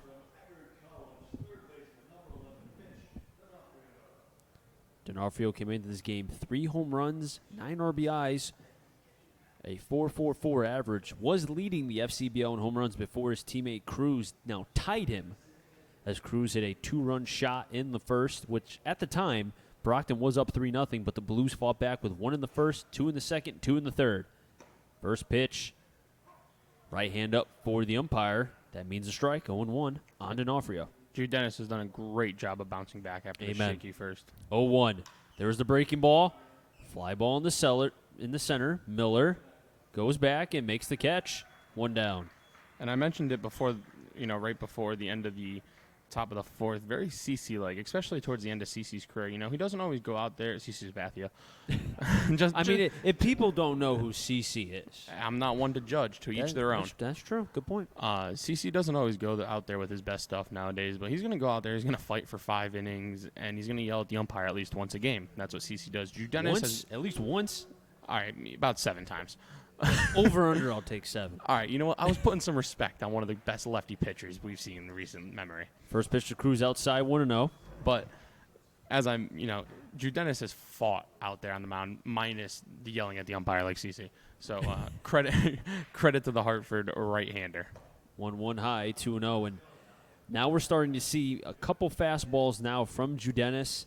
Might starts smelling the finish line. But hey, if he goes 5, if they can keep this, he gets the W. 2-0. There's the breaking ball outside. 2-1. Good pitch. Good location on that one, outside corner. And I think a game like this shows more if I'm a scout or if I'm somebody watching him pitch rather than if he's cruising through 7. 2-1 to Cruz, swing and a miss on the same pitch but low, 2-2, just because he gave up 3 in the first and then has a 0 in the second, a 0 in the third, a 0 in the fourth.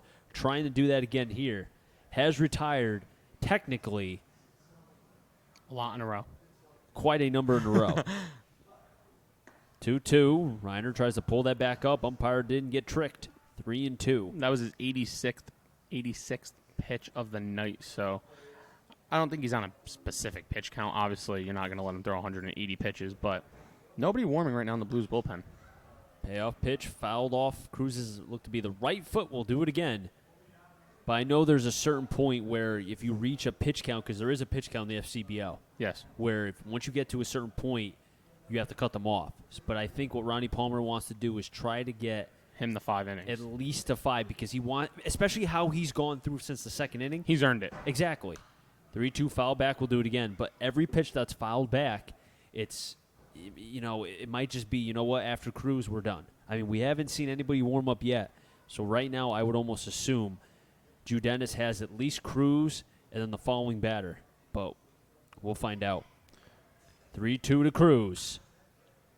Fly ball right, and it goes foul again behind Muzzy Field. These rocks hit, but they put up what I like to call a quab, a quality at bat each and every time. I never heard that. You never heard quab? Quab? Interesting. I've never heard that. It's one of the favorite words in Naugatuck baseball. Quab. Have a quab, kid. 3-2, sends it into life center off the bat of Cruz. But Orzechowski's right there to gobble it up for the second out. 2 straight flyouts for Judenis. Quab. QAB. Okay, it's just like what I like to call run and hit. That's my thing. Not quab. It's not a hit and run. Quab's better. Because you're running first before you hit. This is going to be a fun season. Yeah. Once you learn that it's a hit and run. Stop. First pitch. In for a strike.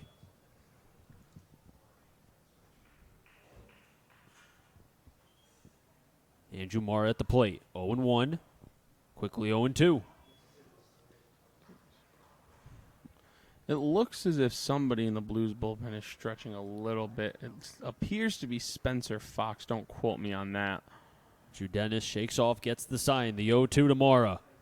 Inside 1-2. And Judenis, 0 in the second, 0 in the third, 0 in the fourth. And he's a strike away from a 0 in the fifth. 1-2 to Mara. In the dirt, blocked by Reiner. And we've seen Reiner do that a lot. Even with nobody on, he still will show the effort of being able to block. And I think that shows the signs of a greatness. Catcher. Exactly. But who wants to get better at his craft. And there's no better way of practicing blocking balls when there's nobody on. Because it gets you ready for when there are people on base. Yeah, he only has started 11 games at Villanova, and I'm sure he's ready to take over that role next year. 2-2, another foul ball. That was the 95th pitch, if my math is correct, which it is. 95th pitch for Drew Dennis. And I'm sure every time you creep up to 100, it's like, okay, you've had a long day, but... 2-2. Fly ball will stay in play. Bass ranging over near the fence and makes the catch. 3 straight flyouts, and Drew Dennis, a 0 in the second, a 0 in the third, a 0 in the fourth. You better add it, a 0 in the fifth. A great bounce back performance by James Dudenis, the Hartford product. We head to the bottom of the fifth with your score. Blues 5, Brockton 3.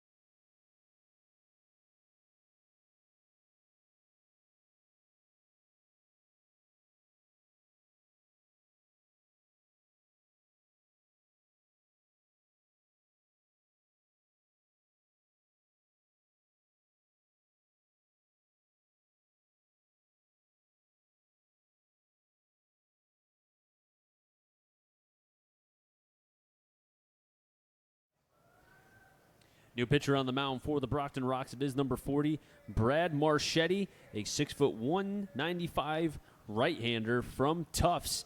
He's a senior from Wesley, Massachusetts, and Tufts plays in the NESCAC, which I've had an opportunity to be able to broadcast quite a number of games for Trinity and Wesleyan for multiple sports. And I have to tell you, the NESCAC is it's one of the underrated Division III program or Division III conferences that I think people need to keep in mind when they consider the best conferences in Division III. I think people just need to consider the Northeast when talking about Good point. athletes. I mean, I think the Northeast gets slept on continuously. I mean, obviously it's easy to point to, down south where they could play outdoor sports year round. It's warm. And, obviously just there's more people to choose from in Texas than there probably is in the whole Northeast. But there's some talent in the Northeast, and I think people need to start realizing that. Miller checks his swing, couldn't hold up, 0-1. It will be the 2-3-4 batters. Vandam get on 5. Miller, Reynolds, Roth. Vandam get on Bass. Brad Marchetti, 0-1. 0-2. And, Chris, we talked about it right after we went off the air at the end of the top of the 5th. James Dennis, what a performance. He could have folded so easily after that first inning, giving up 3 runs, and he didn't. He put up 4 zeros. He got through 5. He's in line for the win. Great performance by the Hartford right-hander today.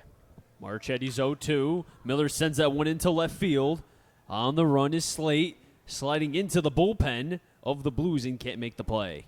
Great effort by Slate out there. Left field. That's high-octane effort. Yeah, 100%. Sliding into the Blues bullpen down the left field line.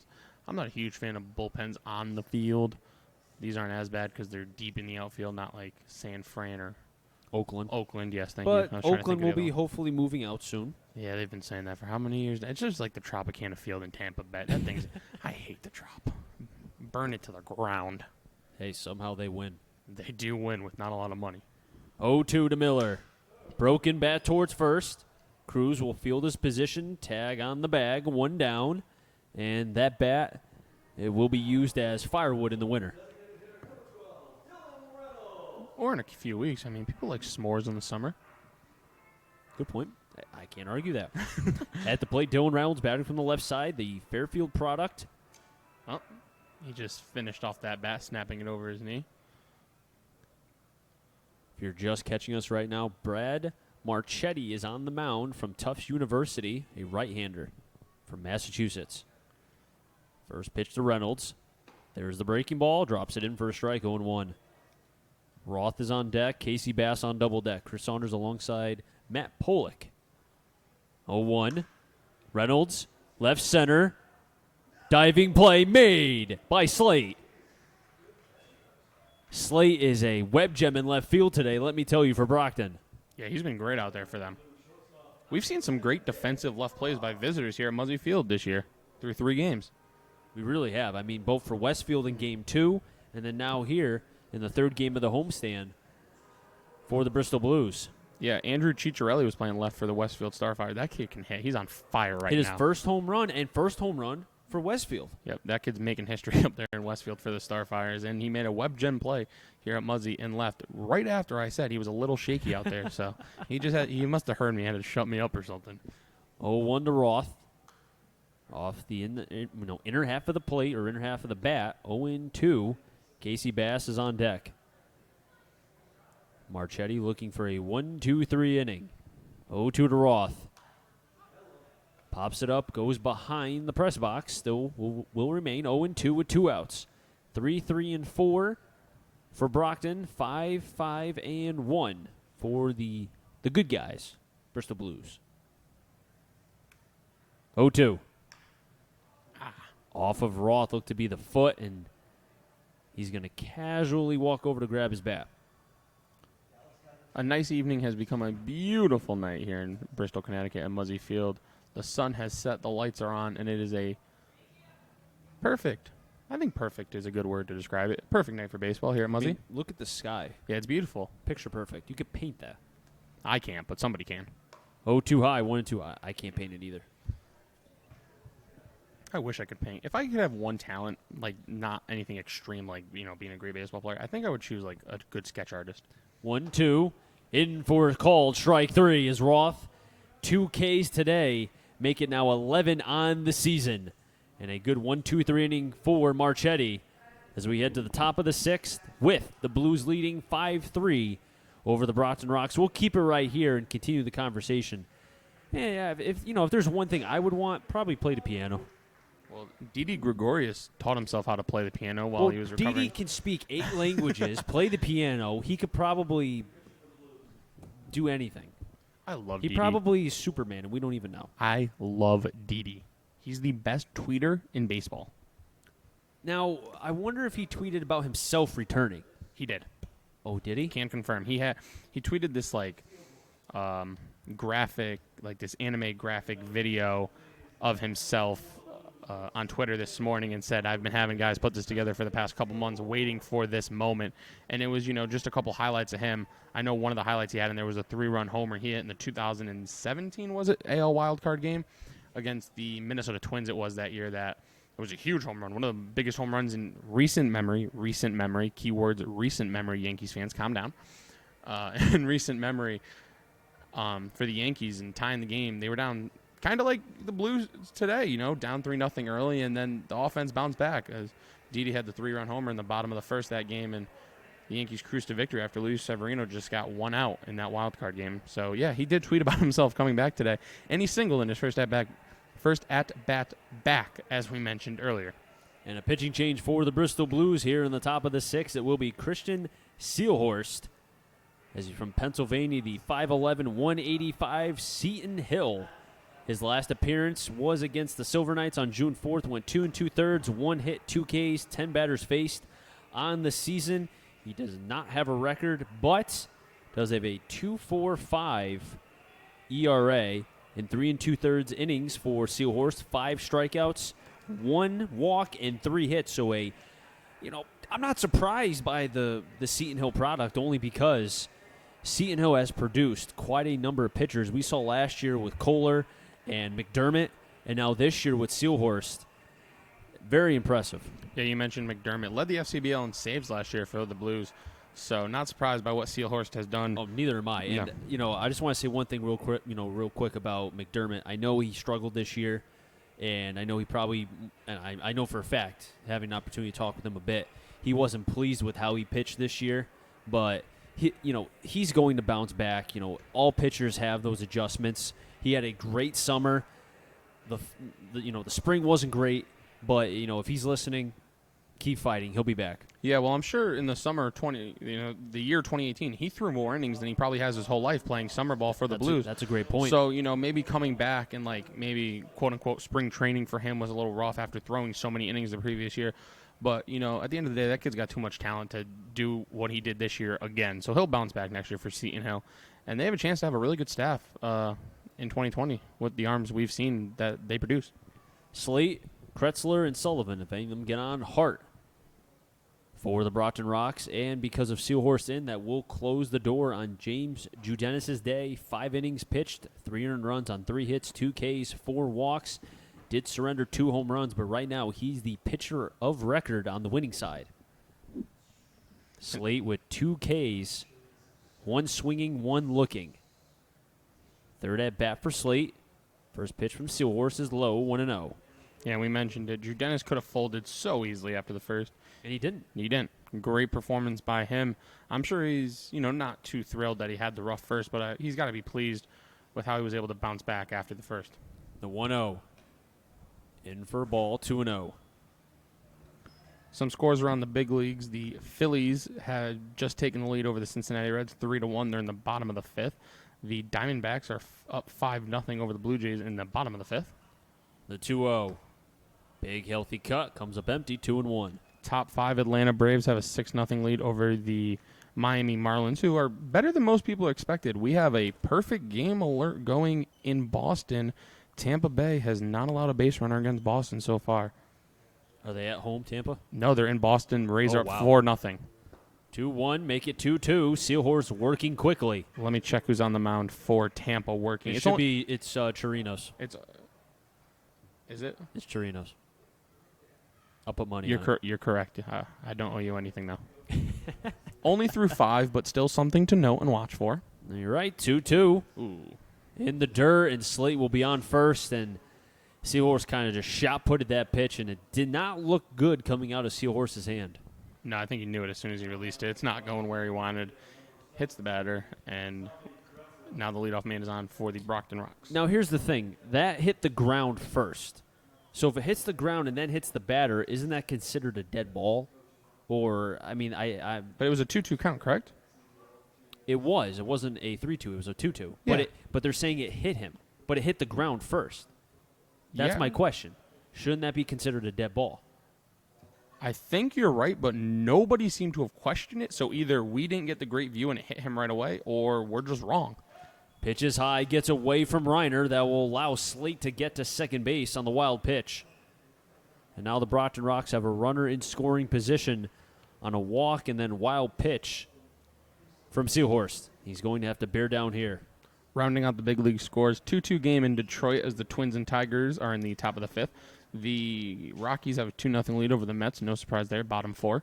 And the Yankees have a 2-1 lead over the Indians, bottom five.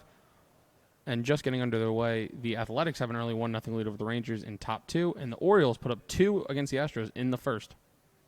Seahorst looking at second, the 1-0. Outside 2-0. And the Baltimore Orioles drafted a former Blue, Malachi Edmond, from New Mexico. They did. In the 18th round. So 18th round, it was the 528th pick. He's from Coventry, Connecticut, so congratulations, Malachi Edmond. went to my former college, Albertus Magnus. He did. He's at the University of New Mexico now. Yep, transferred out of Albertus. Now he's a Baltimore O, potentially. Potentially. 3-0. I mean, I'm sure he's going to sign. Yeah, he had a good... Because I think he was a senior, wasn't he? I believe- think. I could be wrong. I think he has one more year of eligibility left. And so he could stay. He could stay, stay. but he had a 3.10 ERA. I mean, not the worst career at the University of New Mexico, but if he wants to get drafted higher. To each their own. Yeah, you've said a lot today. Well, you said it a lot in the doubleheader. I'm just stealing it from I you. did. You're right. 3-0 pitch. Outside and 2 consecutive walks. Slate and Kretzler. Well, Chris, what did we say earlier in this game about the Blues' struggles in the bullpen? What the innings that they struggle, 6, 7, 8. And we're in the 6th now. First 2 batters reach, still nobody out. And, yeah, you could say, okay, it's 7, 8, 9 coming up. That doesn't matter. It's the Brockton Rocks. They can hit 1 through 9. Well, I think in a lot of ways, too, it's pitchers that are not used to pitching in these kind of scenarios. And that's not, a... Knock on them. Yeah, it's not a knock on any of them by any means. I think in a lot of ways it's good experience to have because at the end of the day, this is what the league is, to get experience and to have yourself prepared for when you go back to your said college. Yeah. And for Seahorse right here, maybe he hasn't pitched in a lot of situations where he doesn't have his best command.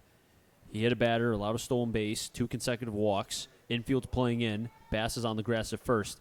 Let's see what he does right now. What kind of mechanical adjustment does he make? What does he do? And in a way, kind of, what is he made of? Because right now the Blues are up by 2 runs. So if you gave up 1 here, it's not bad. But the crooked number has been the bugaboo of the Blues over the last couple games. Yeah, he just got the meeting from pitching coach Jordy Schneider. So I'm sure trying to calm him down, talk to him about what he sees. And we're having some struggle down from the bullpen of the Blues, where there's some action going on. Can't tell exactly. Looks like a pitch got away from the catcher. Yep. That seems as if that was the problem. But nonetheless, we're ready to go. Seahorse with 2 consecutive walks. Slate and Kretzler. Has Sullivan the catcher. First pitch to Sullivan. Outside, and we've seen Seahorse missing to the arm side. Not the glove side, but the arm side. That's the right-handed batter's box. 1-0. Yeah, he has. He seems, from my angle, looking to be pitching from about the middle of the rubber. So, Sullivan does have 1 hit today, 1 for 2. Got that hit in the first. Grounded out in the 4th. 1-0 to Sullivan. Backdoor fastball. Called a strike, 1-1. And, hey, maybe you know what? Maybe getting that strike call, now he can get things going. Yeah, sometimes all it takes is, all it takes is 1 sometimes. And getting that strike call could be, okay, I could breathe. 1-1 count. I just need a ground ball and then an out. So let's see if he can get it. Although the Blues defense is not automatic on any ground ball. 1-1. Foul up by Sullivan, 1-2. And just looking how the defensive alignment is right now, Bass is playing behind the runner at first. You have Roth, who is playing close to the bag, I think because of a chance for a double play, because of the pull side of Sullivan going towards the right side. That would be Maves, who would have to be able to get that ground ball, so Roth would be covering the bag. So they're playing Sullivan to pull here, as the catcher, Joe Sullivan, has the entire 5.5 hole wide open. And we've seen Maves cover ground at second base today already. 1-2 to Sullivan. Breaking ball, strike pitch. 3, and a good pitch by Seahorse, 1 down. Great pitch there by the Blues right-hander. That is a big first out, and as you said, Matt, the Woosaw effect. Now he got the first out. He's technically 1 pitch away from getting out of this. Yeah, just roll me one, kid. As I would say if I was in the dugout right now, just roll me one. Ground ball, double play, let's go hit. Let's, get some insurance runs. Eddie Hart at the plate, 0 for 1, did walk in the first and was left stranded. Also grounded out to the second baseman, Maves, back in the fourth. First pitch to Hart. There's the breaking ball, and there's the strike. Seahorse starting to find his groove here. Yeah, he seems as if he's pitching with a little more confidence. He's working quicker. He's getting the ball, getting on the rubber, looking in for the sign right away. And I think that's a huge sign of confidence for pitchers when they're working a little quicker, unless you're Masahiro Tanaka, who has to take 3 minutes between each pitch no matter what. The 0-1. Fastball high, 1-1. Well, you weren't alive when Steve Traxel was pitching. I was not. For the Mets. He was the human rain delay. I think I'm glad for that. Well, actually, no. Remember the Dodgers? Who's the... Yes. What's his name? It's going to escape me, but... That's twice you've struggled to find a name this year. It's not Baz. I don't want to get his name wrong. 1-1 count on Hart with 1 out. Fouled off. Umpire's going to say it's fair. Seahorse can't get a grip of it, and the bases will be loaded. As a slow dribbler. Tough break. Right, into that Bermuda Triangle up the third baseline, and Seahorse trying to barehand the ball. Couldn't come up with it quickly and cleanly. And because of that, the bases will be loaded. Infield single for Hart there is now Seahorse. Okay, first and second, you got the K. Little, I don't want to call it, no hit at this level is a cheap hit. But, a little bit of a lucky hit there on the slow chopper. So now Seahorse, bases loaded, 1 out. But still 1 pitch away from getting out of it. He could roll a double play. First pitch. Low for a ball, 1-0, as Seahorse kind of hopping off the mound after that pitch. Yeah, and these are times when you're fortunate you have somebody like Will Reiner doing your catching if you're the Bristol Blues, because he's a wall back there. So, obviously, a pass ball here wouldn't be a great thing. So, Will Reiner, being a wall as he is great for the Blues in these situations. 1-0, breaking ball inside. Umpire won't give it to him, 2-0. This umpire's nowhere been to put Craze. He's been questionable all night. Well, the strike zone has been kind of wavery, kind of from inning to inning. My thing is, as an umpire, you can be as bad as you want, but you need to be innings 1 through 9, and that is consistent. Yeah. And he has been anything but that. 2-0 pitch. Low 3-0, and that gets a groan from the crowd in the dugout. I mean, to the credit, Seahorse has been, the command has not been there. So the umpire, in a way, I mean, we're at a level now where if you're not throwing strikes, the umpire is not going to give you a give me strike. No, he's not. But he got the K, and the umpire, I was on the K of Sullivan. I mean, I think the umpire gave him a pretty fair strike zone in that at bat. 3-0 pitch. There's the strike, 3-1. And that'll get a very sarcastic cheer from the crowd, which umpires hear everything, or at least I did when I was umpiring. I hear everything. And I wasn't always a fan of those sarcastic claps, but again, to each their own. Seahorse having to find a way to escape this jam here. 3-1 pitch. 3-2. And honestly, I think his best pitch might be that fastball. It's going to, come to a point now where I'm just going to throw it as Crazy looked back at the home plate umpire and said, was that a strike? And he shook his head, yes. An update from Fenway, the perfect game is no longer. The Red Sox have gotten back-to-back men on base. Payoff pitch, runners aren't going. Swing and a miss. Seahorse with his K. And he's staring down Reiner. He knows he's 1 out away. Struck out Sullivan and Craze. Well, I'm wondering, maybe not staring down Reiner, but staring down the umpire and saying, hey, man, if you're not going to help me, I'll help myself. And look at the look from Seelhorst. Yeah, he's ready. Dead red, staring at Reiner. All 5'11" of Seelhorst on the mound. But as Marcus Stroman would say, height doesn't measure heart. Nick Shuminski at the plate. Fourth at bat. As time has been called, Seelhorst steps back on the rubber, stares down as he takes a deep breath. Getting the sign from Reiner. Runners on first, second, and third. Hart at first, Kretzler at second, Sleet at third. Shuminski at the plate. First pitch inside, 1-0. That was the off-speed pitch. And if I'm Seelhorst and Reiner right now, I'm going all fastball. They're not touching it right now. The way he's throwing it, I think you got to attack with the fastball. D'Onofrio is on deck. Cruz on double deck. Blues clinging on to a 5-3 lead here in the top of the sixth. The 1-0.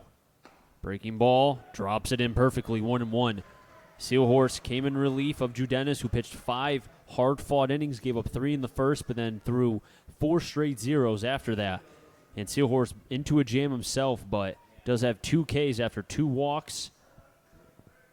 And Eddie Hart, who was able to reach on a dribbler up the third baseline. As Shuminski calls time, and Seelhorst just Threw an ephus. threw baseball. What would Shane call that? An ephus? Ephus. Ephus pitch. My favorite pitch in baseball, the ephus. I wish we'd sell it more often. It's too slow. Nah, it's perfect. The perfect speed. Yeah, 58 miles an hour. Nobody's expecting it. Vicente Padilla threw an ephus. I've never heard that name, but he's probably a great guy. 1-1. Inside 2-1. Actually, he wasn't. He was known as a headhunter. Okay, well, I take that back. He pitched for Texas, the Dodgers, the Phillies. A journeyman. Oh, he pitched for a bunch of teams. Another guy who was before your time. I'm young. Gotta get up there in age, I guess. Nick Shuminski with a 2-1 count. Slate at third. Kretzler at second. Hart at first. 2-1. High looked good, but high. 3-1, and nowhere to put Shuminski. Yeah, not only do you not want to walk Shuminski for the fact that walks are bad, it would give a run in, but then all of a sudden you got to face Mitch D'Onofrio with runners on base, the bases loaded if you walk this one. So really a big pitch here, 3-1. Seelhorst waiting to get the sign. He agrees. Comes to set the belt. The 3-1. Swing and a miss. Foul tipped off the mid of Reiner, and it will run the count full, 3-2, as the applause from the crowd is starting to get itself up a little bit, trying to cheer on Seelhorst here. Yeah, he's 1 strike away from a very James Judenis-like performance. You know, getting in a little trouble, fighting through it, and we've seen a lot of adversity from Blues pitchers today. As Seelhorst 1 strike away from getting out of this jam. The runners will be moving, though. So anything in the gap will most likely give the Rocks the lead. A base hit will probably tie it. Seelhorst back on the rubber. Gets the sign from Reiner. As you heard Matt say, the runners will be going on the pitch here. Comes to the set of Seelhorst. Takes a breath. 3-2. Swing and a miss. Seelhorst gets the K. And a Houdini act from Christian Seelhorst.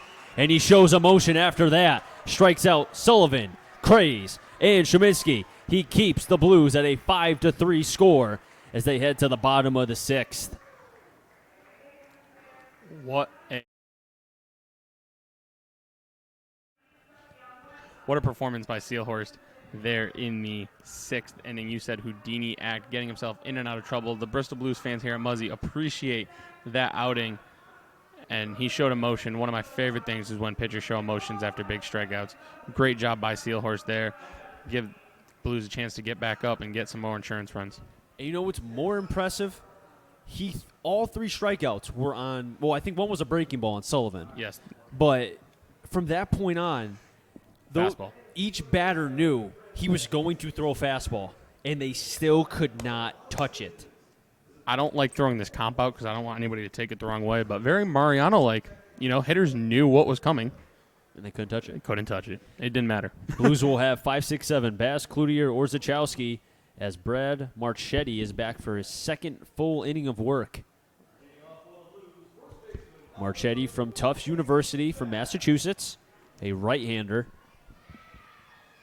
I have a bone to pick with Marchetti. He broke the streak of stirrups for Brockton Rock's pitching. Really? That's the one thing that you have a problem with? I'm a little disappointed, not going to lie. Well, Marchetti, the last time he pitched was on June 2nd, did surrender 3 runs, had 3 strikeouts, faced 11 batters against the Navigators. First pitch from Marchetti, inside to a strike called on Bass, 0-1. And for people who do not know of Tufts University, their mascot, the Jumbos. Inside, hits Casey Bass, and his 6th hit by pitch of the season. He has more hit by pitches than he does strikeouts and walks combined. You know who that reminds me of? And I'm 95% sure of that, but I'd have to double check. You know who that reminds me of? A few years ago. I say a few years ago. It's probably been about 6-7 years since this happened. God, I'm old. Shin-Soo Choo. Yeah. Right before when he signed that big deal with Texas, Yep. when he was at the Reds still, he was a getting hit by pitch machine. He was like a ball magnet. Nolan Cloutier at the plate. Fouls a pitch back, 0-1. Struck out his last time. But let's just go back real quick. Top of the 6. Seahorse, bases loaded. Gets not 1 but 2 Ks consecutively, but running the count full each time. Yeah, he likes to play with fire. It seems 0-1, makes 0-2 on Cloutier. Likes to play with fire, you know. Maybe he just lives for the moment. The high-leverage situations are more fun for him. But, again, to each their own. Nonetheless, they got the job done. All right, pick a different word. Hey, man, you're the one that gave it to me. Now I'm just riding it out. Now you're killing it. 0-2, breaking ball in 1-2. The Brockton Rocks came in 5-3. Overall, the Blues 3-4. Now, Brockton did have 8+ hits in 2 of their last 3 games. Right now, they're at 4. They came out scoring 3 in the top of the first, but have been quiet since, for the most part. Pop fly, taking off the mask is Sullivan. He won't be able to get it as it gets behind Muzzy Field. 1-2.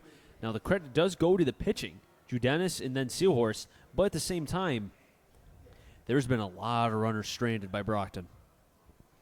Yeah, they have. They've left a lot of men on base. Not ideal, obviously, but you got to give the credit to the Blues pitching staff. They've done a great job of getting out of trouble today. As that pitch just misses.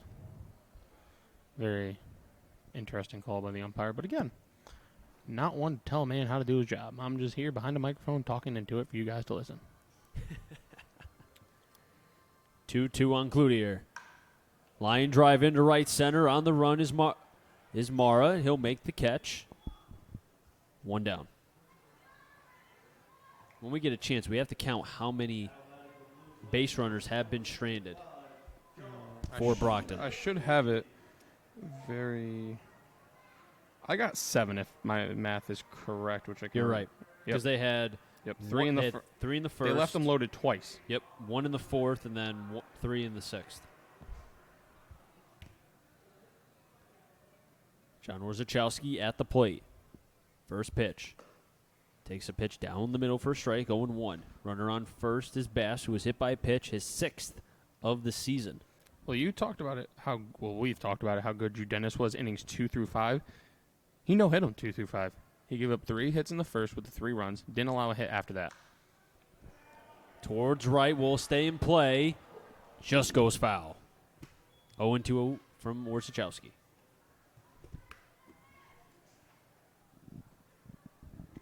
We've got some blowouts in the MLB today. Braves up 7-0 on the Marlins. The D-backs put up 5 in 1 inning. They just scored another one as I said that. It was a home run by David Peralta. He just went deep to make it 6-1 in Toronto for the D-backs. That's a name to keep in mind of during the trade deadline. David Peralta from the D-backs. Very good. Marchetti kind of drops down to a sidearm motion. Warzachowski has to fight it off. Count will remain 0-2. On deck is Will Reiner, double deck Zeke Diamond. Well, the Yankees have given up 2 home runs to the Indians in the 5th and the 6th.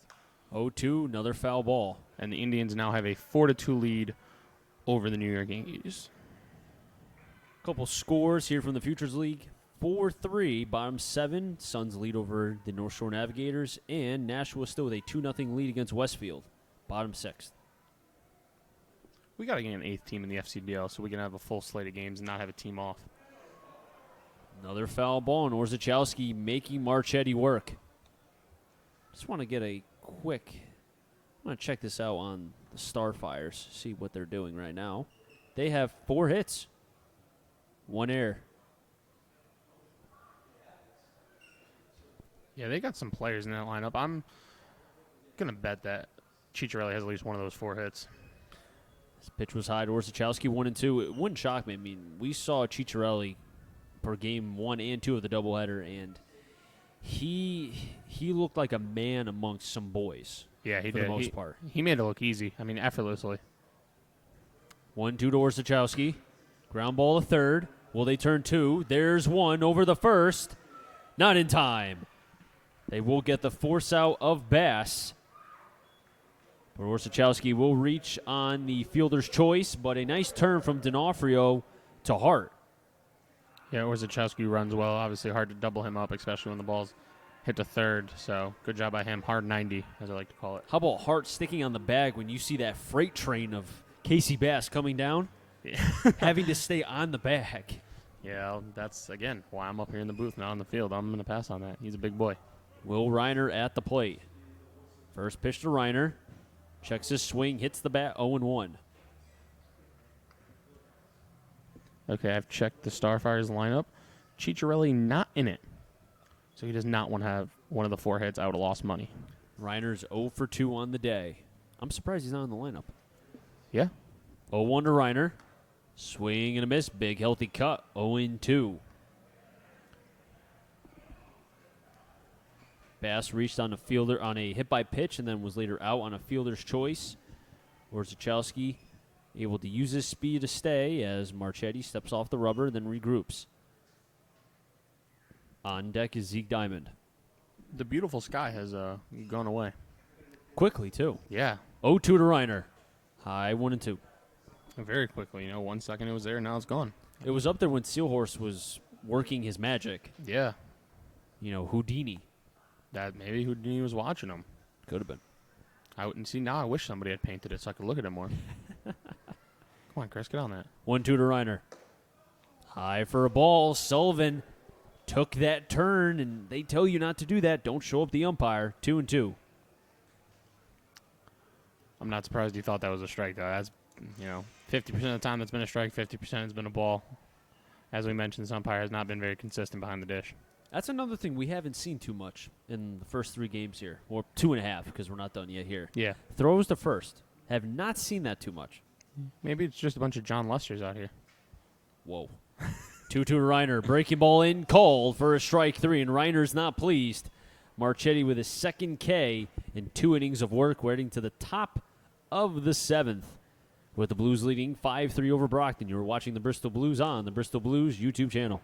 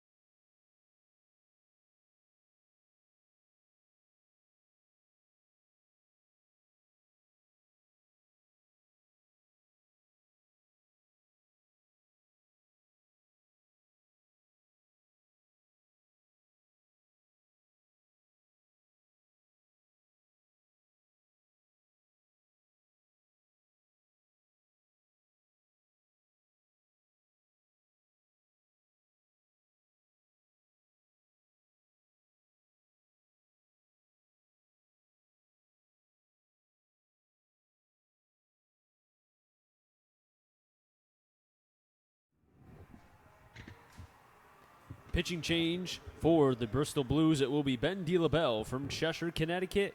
Does go to Army. He's coming in for Sealhorst, who loaded the bases up, but was able to get 2 strikeouts.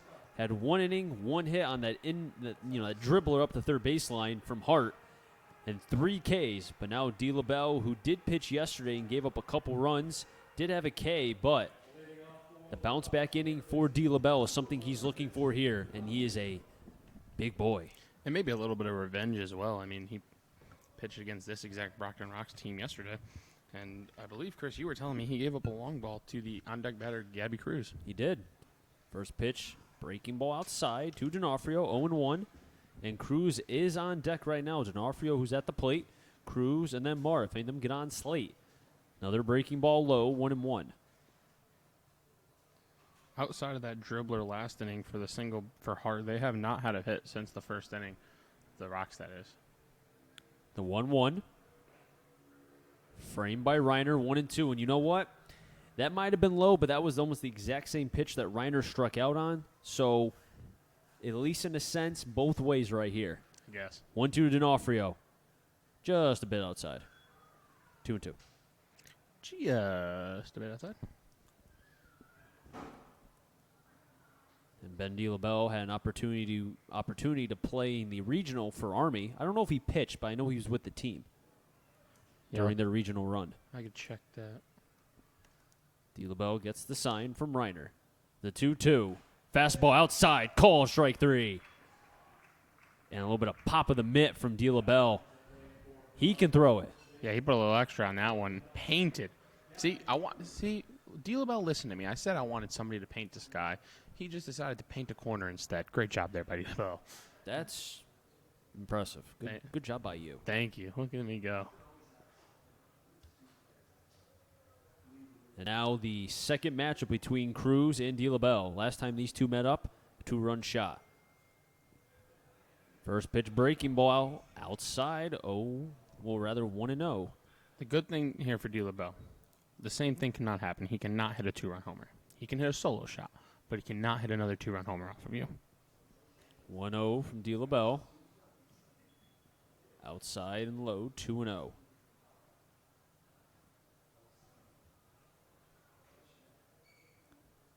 Cruz does have a 2-run shot back in the first, and as you heard Matt say, they haven't done much since. The 2-0. Fastball high, 3-0, and I wonder if DeLaBelle is maybe kind of thinking in a way, I have to get back at Cruz for what he did, so he's trying to make his stuff too good, trying to overthrow.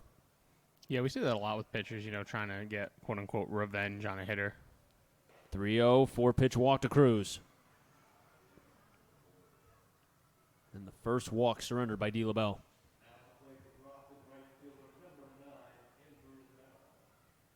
And I'll bring up Andrew Mara,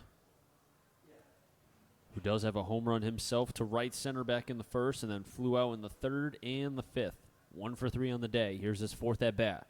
Cruz on at first. DeLaBelle coming in relief of Sealhorst here in the seventh. First pitch in for a strike, 0-1. Yeah, and we mentioned talking to Ronnie Palmer before the game, talking about the 6th, 7th, and 8th innings and how the Blues have had struggle, keeping opponents at bay in those innings. So I'm sure last inning he was having a little bit, of a heart-racing moment. 0-1 towards right. Maves flips it over to second for 1. That's all they'll get. But the fielder's choice eliminates Cruz from reaching on second. Mara will be on at first on the fielder's choice. Yeah, that ball was hit way too slowly. As soon as it left the bat, I didn't think there was any chances to turn to. Good job by Roth eating it and not throwing a first. Never know what can happen. And Slate will be at the plate, who's made a couple nice plays in left field for Brockton here, but 2 down. Left-handed batter wearing number 29.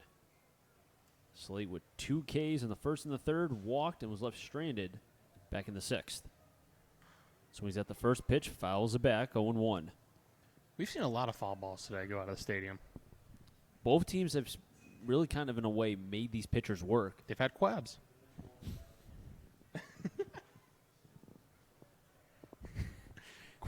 Quality at bats by both teams. Come on.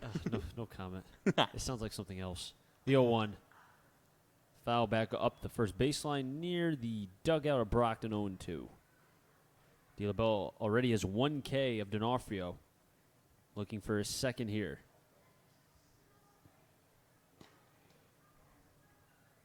DeLaBelle gets the sign. Home plate umpire pointing towards the big right-hander from Cheshire, Connecticut. Waiting. The 0-2. Breaking ball. Slate drives that one into right center. On the run is Cloutier at the warning track. Still back. It's off the wall. Cloutier can't make the play. Rounding third. And scoring is one all the way to third as the ball gets away. But a nice backup from DeLaBelle. And it's now 5-4. Can we give credit to the Rocks third base coach getting down after that throw? Went a little wild so it wouldn't hit him. Great effort over there. RBI triple by Slate. It's now 5-4. The Brockton Rocks have cut this deficit to only one. Well, I was talking about it before. I'm sure Ronnie Palmer is saying, oh, God, here we go again. Deja vu all over again, giving up runs in the seventh. Well, it almost happened in the sixth, too. Yeah, it's just deja vu. It's cursed innings, I guess, for the Blues. First pitch to Kretzler. Called a strikeout after the plate, 0-1. But you almost had a sense. I mean, this Brockton Rocks team is too good to only score 3 runs, right? I mean, they've scored quite a bit of runs in their last couple games. Yeah, they came in pretty hot. They're first in runs. We're seeing why. 0-1 to Kretzler. Inside, 1-1. On deck is Sullivan, double deck is Hart.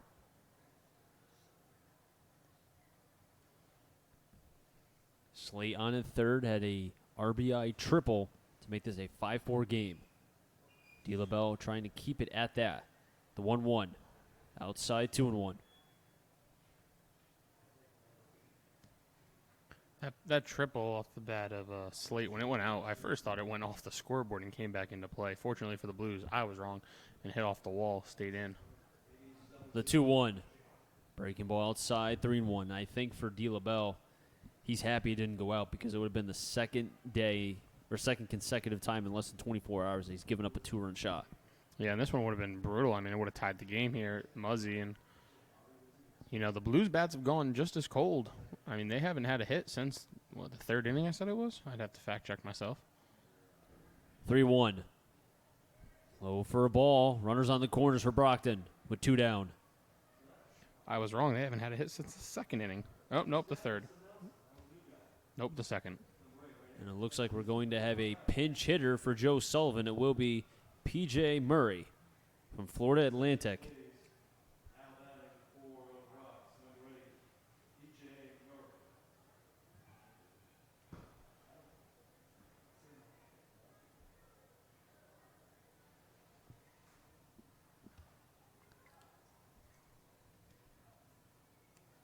P.J. Murray batting from the left side, getting his first at-bat today. He's from the Bahamas. First pitch, breaking ball, high for a called strike, 0-1. And we'll see what they do defensively because Joe Sullivan was a catcher. Cruz, who is playing first base, can catch.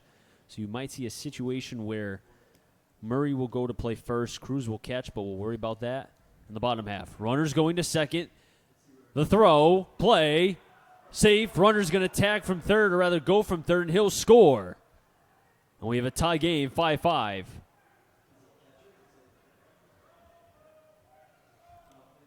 Interesting there. Danny Roth seemed as if when he fielded that ball, he thought that they had a good chance to get the runner at second, and that's why he was focused on him, tried to figure, I get this out at second, I don't got to throw the ball home.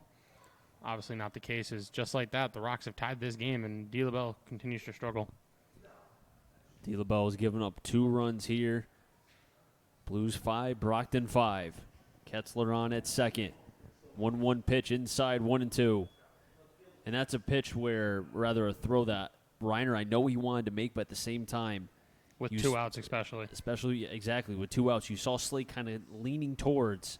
And as long as Kretzler was able to get there at second, that's an easy run. And Slate was able to tag home for the 5th run for Brockton. 1-2. Nice stop by Reiner.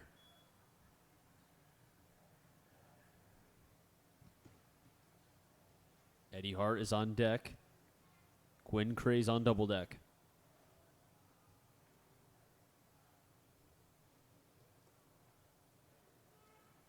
DeLaBelle gets the sign from Reiner. Maves playing near the grass. In shallow right field. 2-2 foul back. Behind Murphy. We'll do it again. That was the 24th pitch this inning by DeLaBelle. He's got 12 balls, 12 strikes.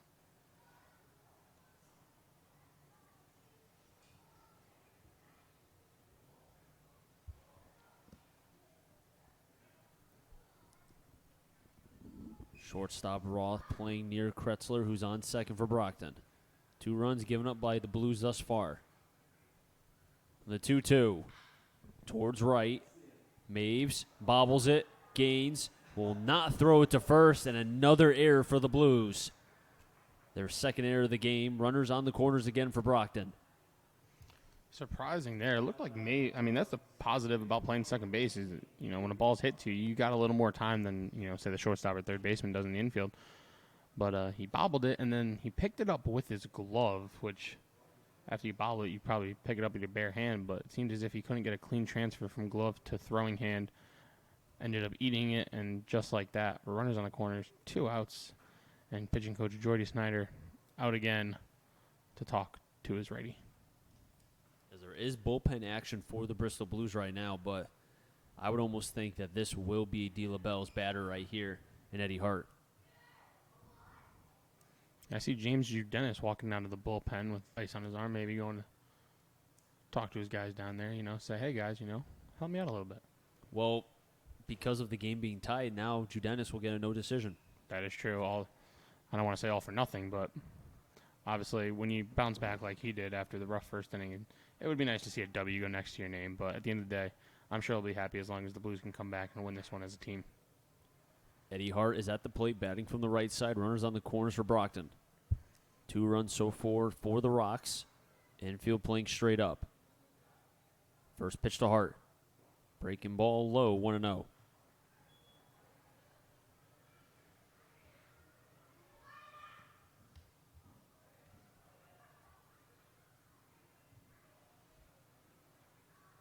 Looks like Will Nowak is warming up in the bullpen for the Blues. 1-0. Hart sends that one into left. It's a long foul ball towards the Bristol Blues bullpen. 1-1. A little surprising. Novak's warming up. Talking to Ronnie Palmer, sounds like he's the closer, but, at the end of the day, they've been having trouble getting him a lead, so maybe it's going to be a situation where, okay, Nowak, go pitch the 8th, and if you do well enough, pitch the 9th, maybe you get a win instead of a save today. Well, as you said, I think, the Blues haven't had a hit since the second inning, third inning? Second or third. So they have to find the way to be able to string a couple there as a pitch outside, not called a strike, and you're not happy. I think it's best if I don't say anything about this umpire. My mom told me if I don't have anything nice to say, don't say anything at all. So I'm going to do just that. First and third, 2-1 count with 2 outs. Hart at the plate, batting from the right side. DeLaBelle on the mound. The 2-1. Over the shortstop, that's going to drop into left center, and the go-ahead run will score for Brockton. Murray's going to round second. He'll get the third. He's getting the go-ahead sign. The play will not be made. A 2 RBI double for Hart, and Brockton leads 7-5.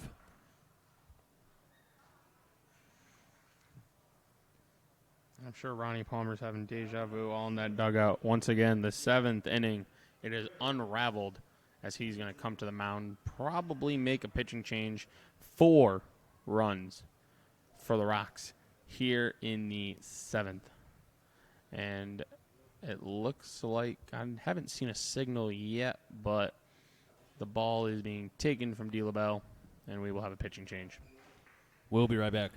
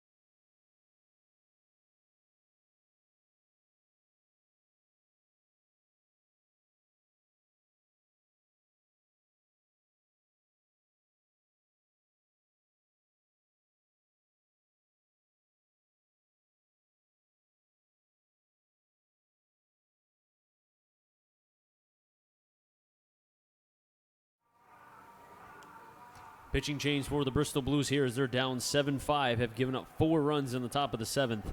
Will Nowak is in the game. And before we get on about what Will Nowak has done this season so far, the error by the second baseman Maves has proven to be costly. Yeah, we talked about the error in the first inning by Roth who allowed D'Onofrio on, and then Cruz hit the 2-run homer. This error is almost more costly here by Maves. I mean, that would have gotten the Blues out of the inning not unscathed, but they'd still be, they wouldn't be losing. It would be a tie game. So a huge error by Maves. It's hurting the Blues right now. Obviously, they still have 9 outs to work with at the plate, but down 7-5, and they've gone cold at the plate. So credit to the Brockton Rocks bullpen, but the Blues are going to have to find a way to play a little comeback kids today if they're going to want to leave this Friday night game with a W. And D. LaBelle, 2/3 innings pitched, 4 runs, 2 of them earned, 2 hits, 1 K, 2 walks, and Nowak 0-1 with a 10.80 ERA, 1 of the 2/3 innings pitched, 2 strikeouts, and 2 hits allowed with no walks. Has a runner on second, Hart, who had the go-ahead 2 RBI double that scored Kretzler and Murray. First pitch. Backdoor fastball called a strike. That's Quinn Craze, 0-1. 7-6-4 for Brockton, 5-5-2 for the Blues. Nowak come to the set high. Lifts the leg, 1-0, rather 0-1, now making it 1-1. Shuminsky on deck, D'Onofrio on double deck. And the inning started out with D'Onofrio striking out from D. LaBelle, and it just went awry from there. Yeah, it went steeply downhill. 1-1. Fouled off, 1-2.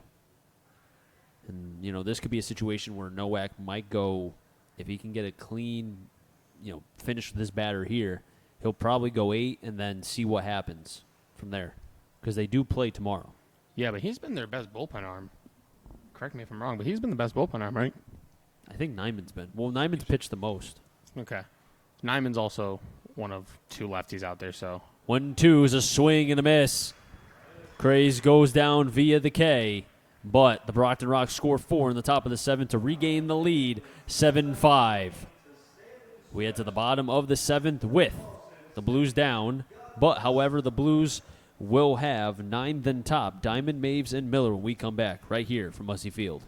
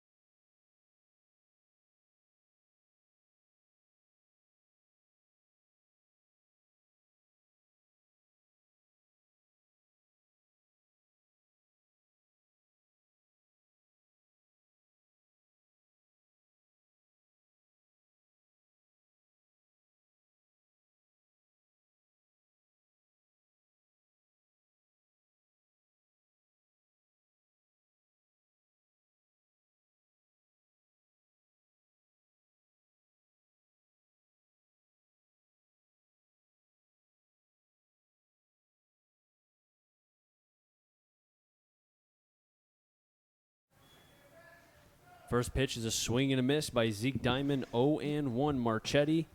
Third inning of work for the right-hander from Tufts. The 0-1. 1-1. Diamond, Maves, Miller, Fandom, get on, Reynolds. Big inning for Marchetti here to see if he can, his team, okay, they gave you the lead. Can you stop the Blues now? Outside, 2-1. We know one thing, though. The Blues will make the pitchers work, but the question's been they have not been able to string along much since the third inning. Backdoor fastball pulled up by the catcher. 2-2. Yeah, they haven't had a hit since that third. And not a lot. They haven't had a runner in scoring position since the fourth. The 2-2. Swing and a miss. Diamond goes down via the K. That's another one for Marchetti. That's his third. And a defensive replacement as well. Goulart is catching for Brockton. And Kyle Maves is at the plate. The struggles continue for Zeke Diamond. Does have a sac fly, though, and an RBI. He First does. pitch to Maves. Breaking ball, backdoor, called a strike, 0-1. And Marchetti, we have to give him some credit. He's been pitching well since he came in relief of Sanderson in the fifth. Scoreless since he's been in. 0-1. High fly ball on the left. On the run is Shuminsky, and he'll make the play in shallow left field, 2 down. Yeah, he hasn't given up a hit, if I'm correct. Which, not saying I'm always correct, but He has not surrendered a hit yet. okay, so I was correct. Look at that. My book has a lot of whiteout today. It's been a little rough day on the scorekeeping. I but- could smell it. Hey, man. Brandon Miller at the plate from St. John's. First pitch to Miller. There's the breaking ball, called a strike, 0-1.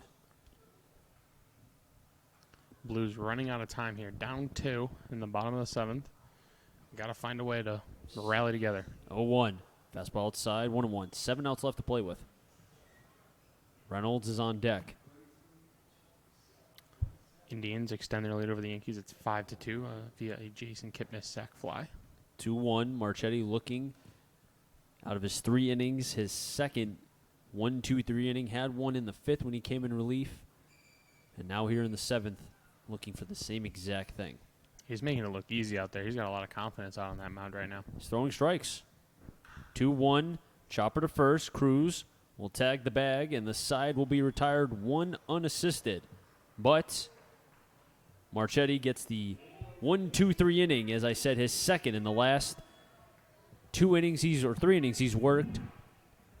As we head now to the top of the 8th with the Brockton Rocks leading 7-5 over the Bristol Blues.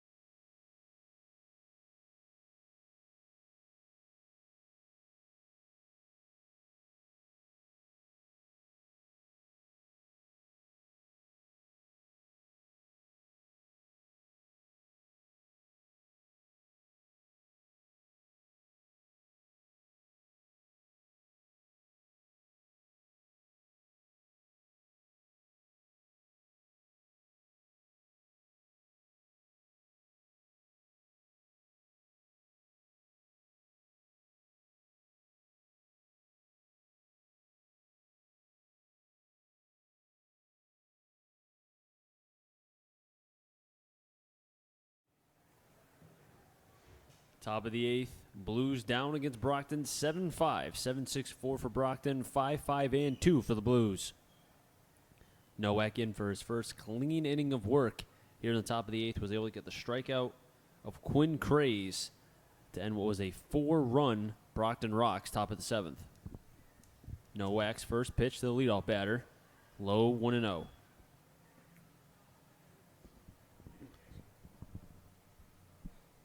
Nick Sheminsky on the mound, or rather at the plate. 1-0, 2-0. That ball looked like it bounced in the dirt, came up and hit Reiner in the face mask. But he's a rock, though. He's been having a good day at the plate, but also, too, at, behind the plate as well. Yeah, he works back there.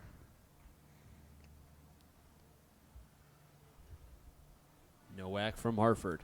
The 2-0. Swing and a miss, 2-1. He reared back with a little extra something on that fastball.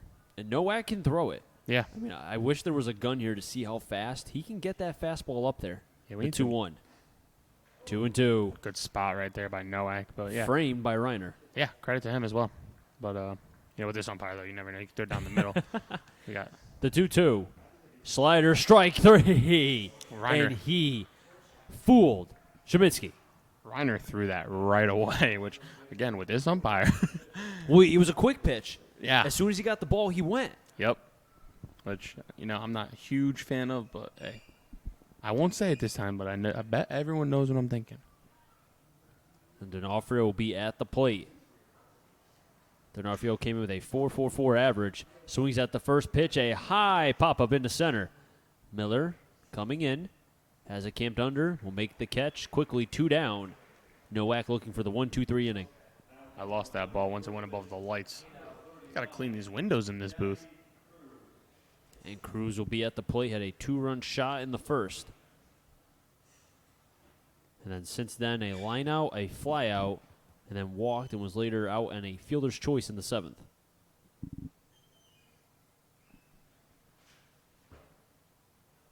Two Ks for Nowak here. First pitch to Cruz. In for a strike 0-1. You can just hear the difference of speed. The pop of the glove, the mitt being able to pop every time it hits. Yeah, Nowak's doing a great job. He has good velocity here tonight. I think 1-1. Reiner wants to check, and Cruz went 0-2. I'm glad they checked. That home plate umpire was ready to call that a ball, and in my opinion, he went. The thing is, too, you can't pick it up out of Nowak's hand because he's throwing from almost like a catcher. Yeah, he's very good at hiding the ball. 0-2. Reiner blocks it. 1-2. And he does something unconventionally, too. Typically, pitchers will go east to west. He goes north to south when he throws. He steps behind the rubber. You don't see that a lot. No, not anymore. I feel like that was a more common thing back in the day. 1-2 hesitation from Nowak. Gets 2 Ks.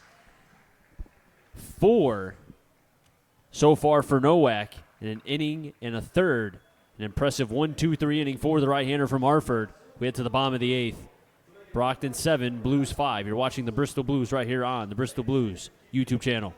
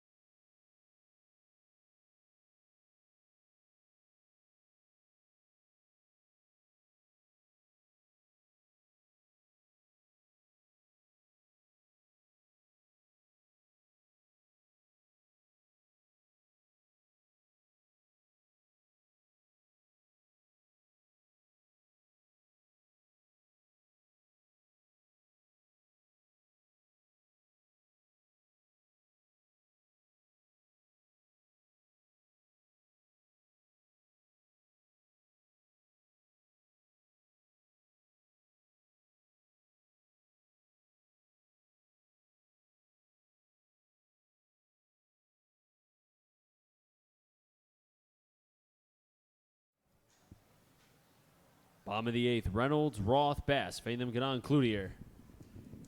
This is a big inning for the Blues. I mean, you have the meteor order 3-4-5 coming up, down 2 in the 8th. You need to do it here. Breaking ball high to Reynolds, 1-0. Angel Hernandez. That's the umpire's name I've been trying to think of all game to compare this dude to, and I just thought of it now. Reynolds with a high pop-up. Giving chase was D'Onofrio, and he comes up empty, 1-1. And Marchetti, who's worked 3 innings, has not surrendered a hit, 3 Ks and 10 batters faced, has shut down what was a Blues offense that scored 1 in the first, 2 in the second, 2 in the third, and they've done nothing since. No, they've been shut down. Credit to this Brock's bullpen, especially Marchetti. 1-1, foul back towards left field, 1-2. And a correction, Nowak has 3 Ks through an inning and a third for the Blues. 1-2, weakly hit, back to Marchetti. He'll field. Makes a nice throw over to first. Quickly 1 down here in the bottom of the 8th. Weak swing there by the Blues designated hitter, Dylan Reynolds. Not ideal way to start the bottom half of the 8th here, but the Blues really struggling to get something going against Marchetti here at Muzzy. First pitch to Roth. Breaking ball high, 1-0. And the domination of Marchetti continues for the Rocks. 1-0 pitch. Inside.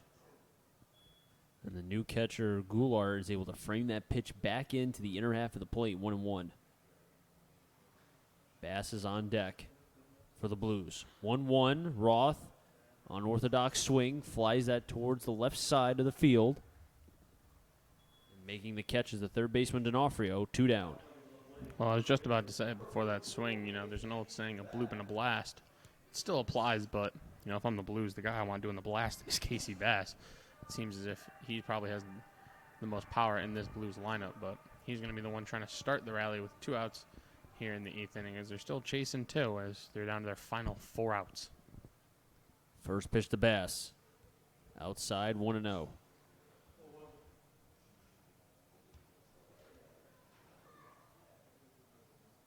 Bass has 1 hit and 2 at-bats, also has a run. Looks at a breaking ball outside, 2-0, was also hit by a pitch as well. Marchetti's done a great job for the Rocks out of the bullpen. Not only what he's done, but lengthwise. They're coming off a game last night against these Blues. 2-0. A 2-hopper right back to the second baseman, Hart. Look what I found, and is able to make the throw over to first for the 4-3 putout. And a 1-2-3 inning, 6 straight batters retired by Marchetti as we head now to the top of the 9th. Brockton leading 7-5 over the Blues.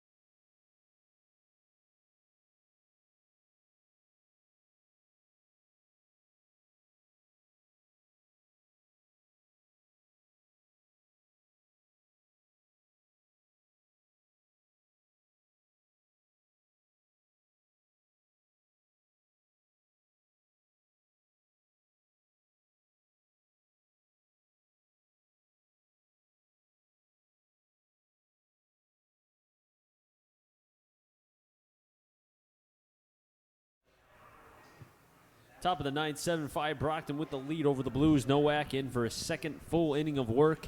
Has worked an inning and a third right now for the Bristol Blues. Does have 3 Ks and a flyout. 4 of his outs, 3 of them have been Ks. 1 of them is a flyout to center. He will have 4, 5, 6. Andrew Mara, Evan Slate, and then Tommy Kretzler. If any of them get on P.J. Murray. Or correction, it actually will be the catcher, Goulart. First pitch tomorrow from Nowak. Breaking ball in for a strike, 0-1. And I have to say, I really like what I've seen from Nowak, just, in terms of how he goes mechanically. The 0-1 pitch. 0-2. He works quick. He changes his delivery. He throws from the same arm slot. Everything you look for in a pitcher. Yeah, especially a relief pitcher. I mean, it's a little change of pace for these hitters. That The 0-2. Swing and a miss. There's the fourth strikeout. Well, we knew this kid could throw when we saw him on the Blues roster. Coming into the season, we've seen the numbers at Hartford. Had a good year for them, for the Hawks, and he's just come in. He's struggled a little bit, but I think this could be a really big turning point for Nowak and maybe the bullpen as a whole. Obviously, D. LaBelle struggled in the seventh. Yes, the 4 runs obviously not ideal, but besides that, they've all looked good. First pitch to Slate. Out her half of the plate. Strike, 0-1. But I think Nowak, if you want to look at a bright spot for this team, Judenis and how he fought, and then Nowak kind of settling things down for this Blues bullpen. 0-1. Low 1-1. But one thing in particular, though, I have to say, the Blues, I think, have the ninth inning figured out with Nowak. But the question is, like Ronnie mentioned many times to us, 6 through 8. 1-1, fouled off the net, 1-2 to the left side. Yeah, because if the Blues can figure that out, Matt, I think they're going to be set because they have the lineup. They've shown they have the pitching. But it's those, we've seen it. They say in baseball where if you have a leaky bullpen, that's how it sends managers to their graves. 1-2, just gets a piece. Yeah, well, the Blues have their Chapman. Now they need their Betances, their Britton, their Chad Green from 2017. Okay. We don't mention that name anymore. Come on. We just refer to him. He has feelings, too. Okay, but there's a few guys in the Yankees we just refer to by number 33, 22. 1-2. And just gets a piece is Slate. Slate already has 2 Ks on the day. 1 swinging, 1 looking. But that's going to be the puzzle that Ronnie's has to solve. Ronnie Palmer, the manager. Yeah, and, the sooner the better, obviously, but he doesn't seem to be too worried about it. 1-2, the pause, high, 2-2, a little bit of a shimmy shake. Yeah, from Nowak. Little double leg hitch there by Nowak. He's reminding me of Johnny Cueto right now. Johnny Cueto's known for a little shimmy. Ozuna does that too. Yeah, a little shimmy shake. The 2-2, and another foul ball. Mixing it up, throwing hitters, timing off. But good at bat here by Slate.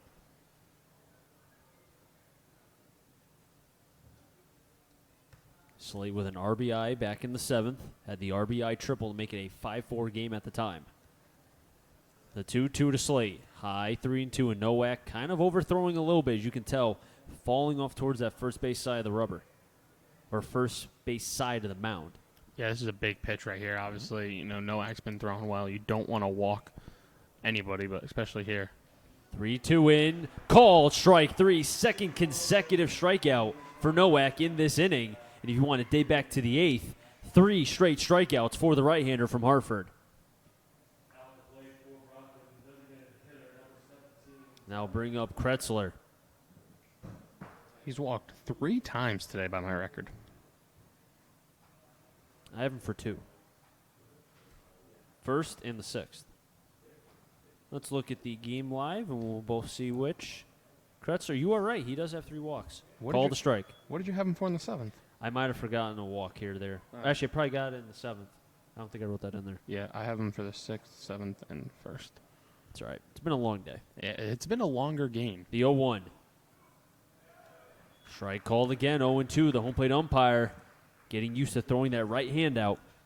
Yeah, he's in a groove right now. He's just throwing everything up. So far, Nowak with 5 Ks. Going for his 6th. And Kretzler steps off.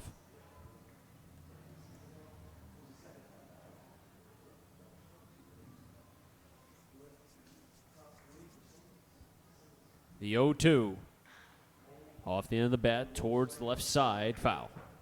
It looked like Diamond wanted to give it a dive, and then he looked down and saw that the grass ended and it was gravel, and he decided better of it. Probably smart play. Yeah, probably. Big brain play right there. 900 IQ.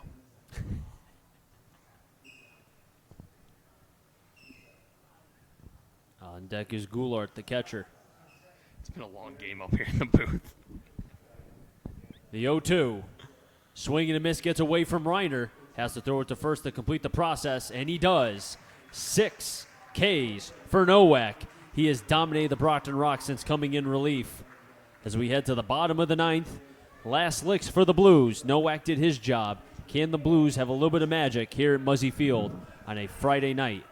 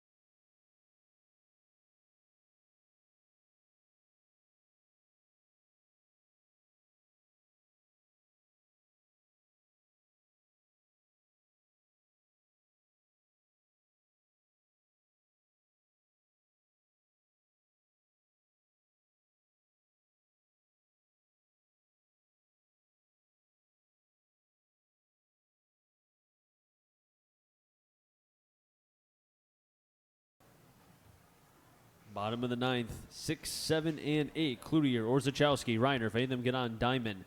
And Marchetti, who's been a thorn in the Blues side, is in for his 5th inning of work. And if he can close this out, he will get the win.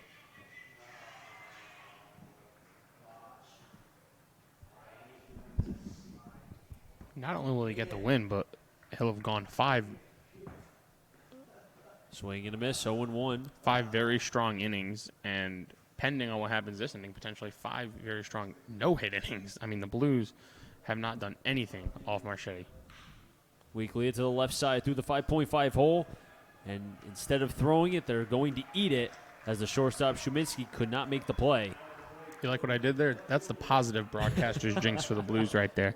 Talking about how it's the jinx, like teams tweeting out when they're getting no hit, Well, Do as much as they can to try to break it up. The positive jinx right there for the Blues. You're welcome, Blues fans.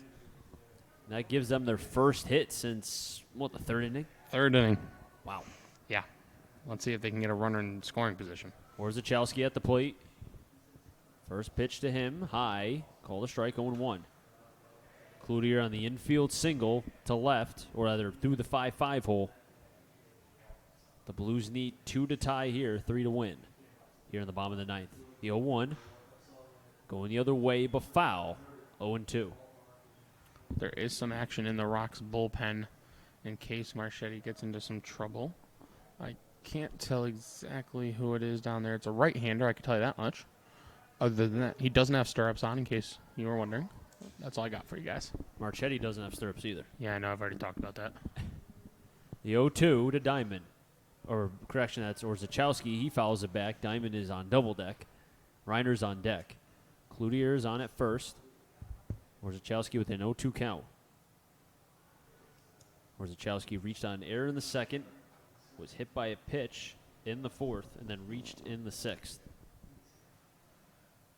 The 0-2. Swing and a miss.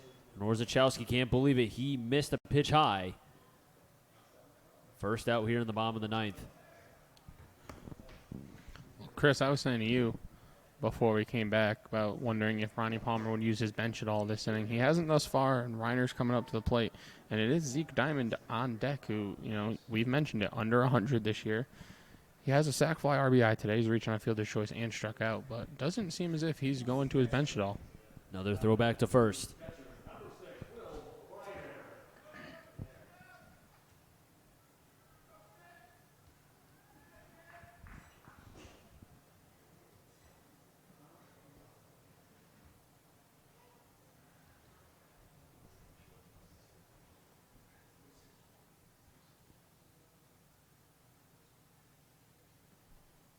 Pitch inside to Reiner, 1-0.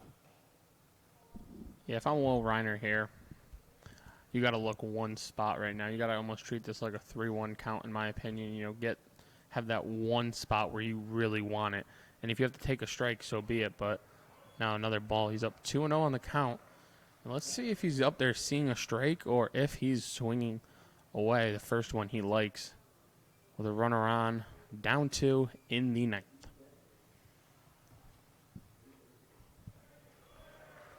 3-0 is the count on Reiner. He's working the count on Marchetti. And Marchetti, I want to check. His ball to strike ratio is incredible. 44 strikes to 18 balls. And a 4-pitch walk to Reiner. He gets on Cloutier to second, Reiner to first. And the Blues aren't out of it yet. As Andy Thurl, I would assume, actually, that might be actually Chris Diver. Well, we're going to get a pinch runner regardless. That's Christian Beal. Yeah, I don't blame this move at all. So Beal will be the pinch runner for Reiner, as Zeke Diamond will be at the plate with one down after this conversation on the mound.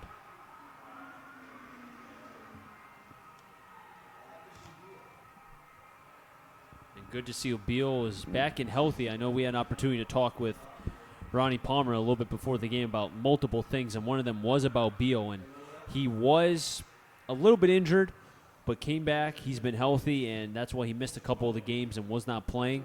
But he's the pinch runner at first, Cloutier at second. Now, you do have speed on both bags, so a single could potentially score, or not a single, but a ball in the gap will score one and could allow Beal to get the third depending on how hard and where it's hit.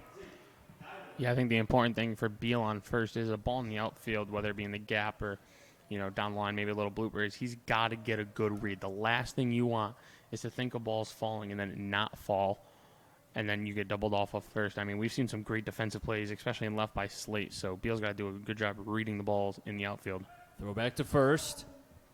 Beal safe, just gets there in time. Pitch was called a strike, 0-1 on Diamond. Maybe should have gotten that pristine white jersey a little dirty there over at first, but gets back nonetheless. We've said many times how Diamond's been struggling this season. Wouldn't it be nice to kind of break out of the slump here? Yeah, this is the moment. 0-1, 0-2. Looked like he was trying to do a little too much on that swing. I mean, I'm sure up there his eyes lit up on that fastball. It was right there, too. Right down the middle. It was put on a tee, and he swings and misses on it. 0-2 on Diamond. Maves is on deck. Miller's on double deck. Blues down by 2. Mars on first and second. The 0-2 pitch. Diamond goes down, swing on a fastball high. And his struggles just continue. Marchetti with 5 Ks, and he's 1 out away from getting his win, and his first win as a Brockton Rock. Back to the top of the Blues lineup, it'll be Kyle Maves, who singled and came around to score in the first inning. In the second, he ended the inning with a fielder's choice, struck out in the fourth, and he popped out to short in the seventh, trying to come through here for the Blues in the bottom of the ninth down to their final out. Infield playing back, just trying to get the out here. First pitch to Maves. Low, 1-0. First baseman Cruz playing behind Beal at first. Goulart is behind the plate here for Brockton. Cruz is hugging that first base line. Playing Maves the pull. 1-0. Outside, 2-0. See, I understand shifting and all that. But if you're going to shift him, the defense to him to pull, wouldn't you tell your catcher that so he can, work him inside a little bit? Because both those pitches have missed outside. So you're asking him to go the other way when you're shifting him to pull. That's a good point. The 2-0. There's the breaking ball, drops it in, 2-1. Again, outside. We have not seen a pitch inside yet. 2 fastballs and a slider. All to the back door of Maves. As Blues are down to their last out here. Beal at first, pinch running for Reiner. Cloutier on at second. Marchetti taking a pause, staring at Cloutier. The 2-1. High, 3-1, and the Blues are one more ball away from loading the bases with Brandon Miller at the plate.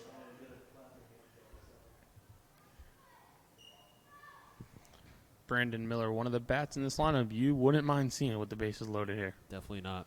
The 3-1. Ball 4. And Maves will get on via the walk. Second consecutive walk, or not consecutive, but second walk given up by Marchetti.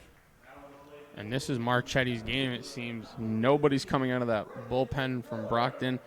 It looks like they have an arm ready to go in the bullpen, but they're going to give him, and here comes the I'm assuming manager out of the dugout for Brockton. No signal made. He looked to the bullpen. Andy Thurot will be making the change for the Brockton Rocks as Marchetti's day will be done. He pitched a great game coming out of the pen. 4 2/3, 1 hit, 1 walk, 5 strikeouts, 17 batters faced. Really represented not just himself, but also Tufts University, the Tufts Jumbos, very well, the right-hander from Massachusetts.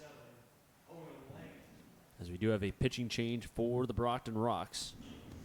Looks like it's going to be Owen Langen. From Northeastern, a sophomore. He's also from Massachusetts. His last appearance for Langley went 2 innings, 2 strikeouts, 6 batters faced. On the season, a 2.25 ERA, 4 innings pitched, 3 Ks, and 2 hits. If he can get this out, Marchetti will get the win. Langen will get the save, and the loss will go to Ben DeLaBelle. But not too fast. Brandon Miller will be coming to the plate with a chance to do some damage. Bases loaded, 2 outs, and Chris, isn't this what every kid dreams of? Bases loaded, 2 outs, 9th inning? I think every ball player that's ever envisioned playing baseball thinks about that, mainly in the World Series. Yeah. But I think you have to take that into a micro level here. Yeah, beggars can't be choosers. Right? World Series, Muzzy Field, game 7, game 8 of the FCBL season? Same thing, right? Game 7 World Series, game 7 FCBL season. And Brandon Miller, who the St. John's product has hit the ball hard quite a few times. And if the Blues want opportunity here, you have the meat part of the order, and Miller's a good guy to have up with the bases loaded. Cloutier at third, Beal at second, Maves on at first. Blues down by 2, 7-5 here in the bottom of the 9th. Down to their last out. Langland on the mound for the Brockton Rocks as he's now asking Goulart to come out because I don't know if he can see the signs. Yeah, or just catcher hasn't worked with just double. You don't want anybody to get crossed up, especially in a situation where runs are so huge. Double check with the signs. Doesn't hurt. That's a good point. You don't have limited mound visits. We're not in the bigs.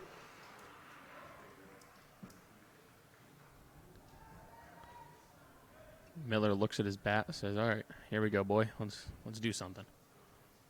Langland's first pitch is a breaking ball, and Miller's, he's like, okay, you know what? I tip my cap to you. Yeah, no, if you're Miller, you're sitting there probably taking to time it, and then he throws you an off-speed pitch, and you're like, well, no. He's expecting fastball. Yep. Oh. I would be too. Expect the unexpected, I guess, right? Yeah. Really. Miller calls time, and now the cat and mouse game of what am I going to throw and what is he going to throw begins as the Blues are down to the last 2 strikes here with 2 outs. Bases full of Blues. The 0-1. Miller swing and a miss, 0-2. Back-to-back breaking balls to start this at-bat. So now Miller's got to be sitting there thinking, okay, I haven't seen the fastball yet. I don't know what he's fully got in that right arm of his. Or is he going to throw me a 3rd straight breaking ball? A lot of options. Good job by Langland, really setting himself up to do whatever he wants here, 0-2. Could elevate the fastball if he wants to as well. That wouldn't be a bad choice. The 0-2 from Langland. Pitch, nice block by Goulart. Saved a run and keeps the base runners at bay. Yeah, great block there by the Rocks catcher.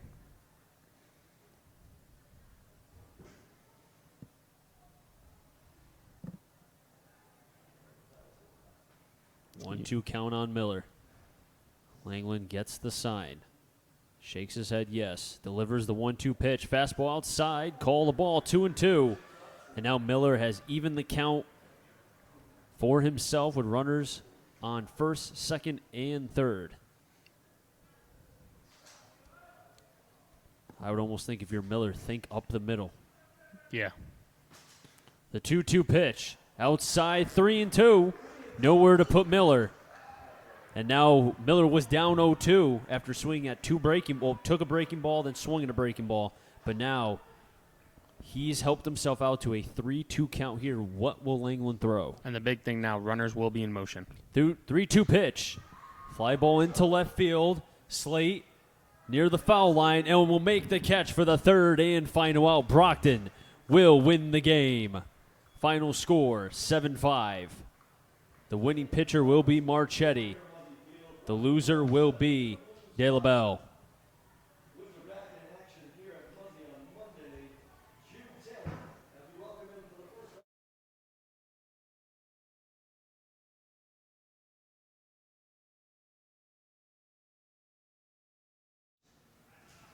They gave up 3 in the first, and then they were able to fight back, scored 1 in the first, 2 in the second, 2 in the third, but just could not string along anything else from thereafter.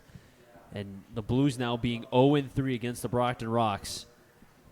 A tough way to lose, as they were up at one point and then just coughed it away in the late innings again. Yeah, it's a tough one for the Blues. I mean, they had a rough start in the first, and then really a great performance settling down by Drew Dennis, getting through 5, being eligible for the win.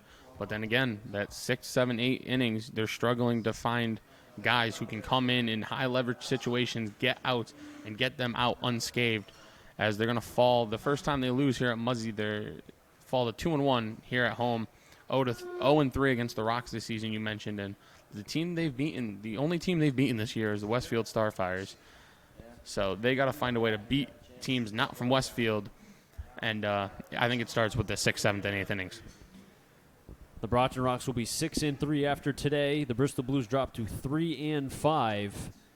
And the one biggest question will be going forward is who will go in the innings 6 through 8. That is a question that has to be answered for this Bristol Blues team, because we know they can hit it, and their pitching has been good from the start and at the end. But it's the middle part that they have to figure out. Otherwise, it's going to be a long season here at Muzzy Field. Matt, final thoughts? Yeah, you said it. They gotta figure out the 6th, 7th, 8th inning. Ronnie Palmer, manager, knows that. I think the team knows that at this point. And he said, once we figure that out, it's going to be a good year for Bristol Blues. So I think main thing is they got to keep their heads up, hang in there. They've been, outside of the last, 6 innings today, they've swung the bats pretty well. So, they just got to turn it around, obviously, sooner better than later. But they can have some big additions coming into this lineup pretty soon. Parker Upton, JT Mounds. This Blues team, they can go from pretty good right now to really good in a couple days. But the one thing you said, though, none of them are pitchers that can pitch in the middle part of the game. And I think maybe in a lot of ways, the struggles that they're going through right now, let's see what happens towards the end of June going into July. If they're making the corrections that now they've gone through this, this adversity, I think it could help them going forward. That's what's going to be the biggest question, I think, with this Blues team. Yeah, Coach once told me a key to a good defense is just a better offense. So maybe that'll be the Blues logic this summer here at Muzzy. We'll see how it works out for them. But, work still to be done. It's still early. I don't think they should be in their heads, and they'll look to bounce back tomorrow. That wraps things up here from Muzzy Field. Our thanks to the camera crew and staff who helped make this broadcast happen. Final score from Muzzy Field, the Brockton Rocks defeat the Blues 7-5. Make sure you catch us here on Monday as the Bristol Blues will take on the Suns at 7 p.m. For Matt Pollock, I'm Chris Saunders. So long, everyone.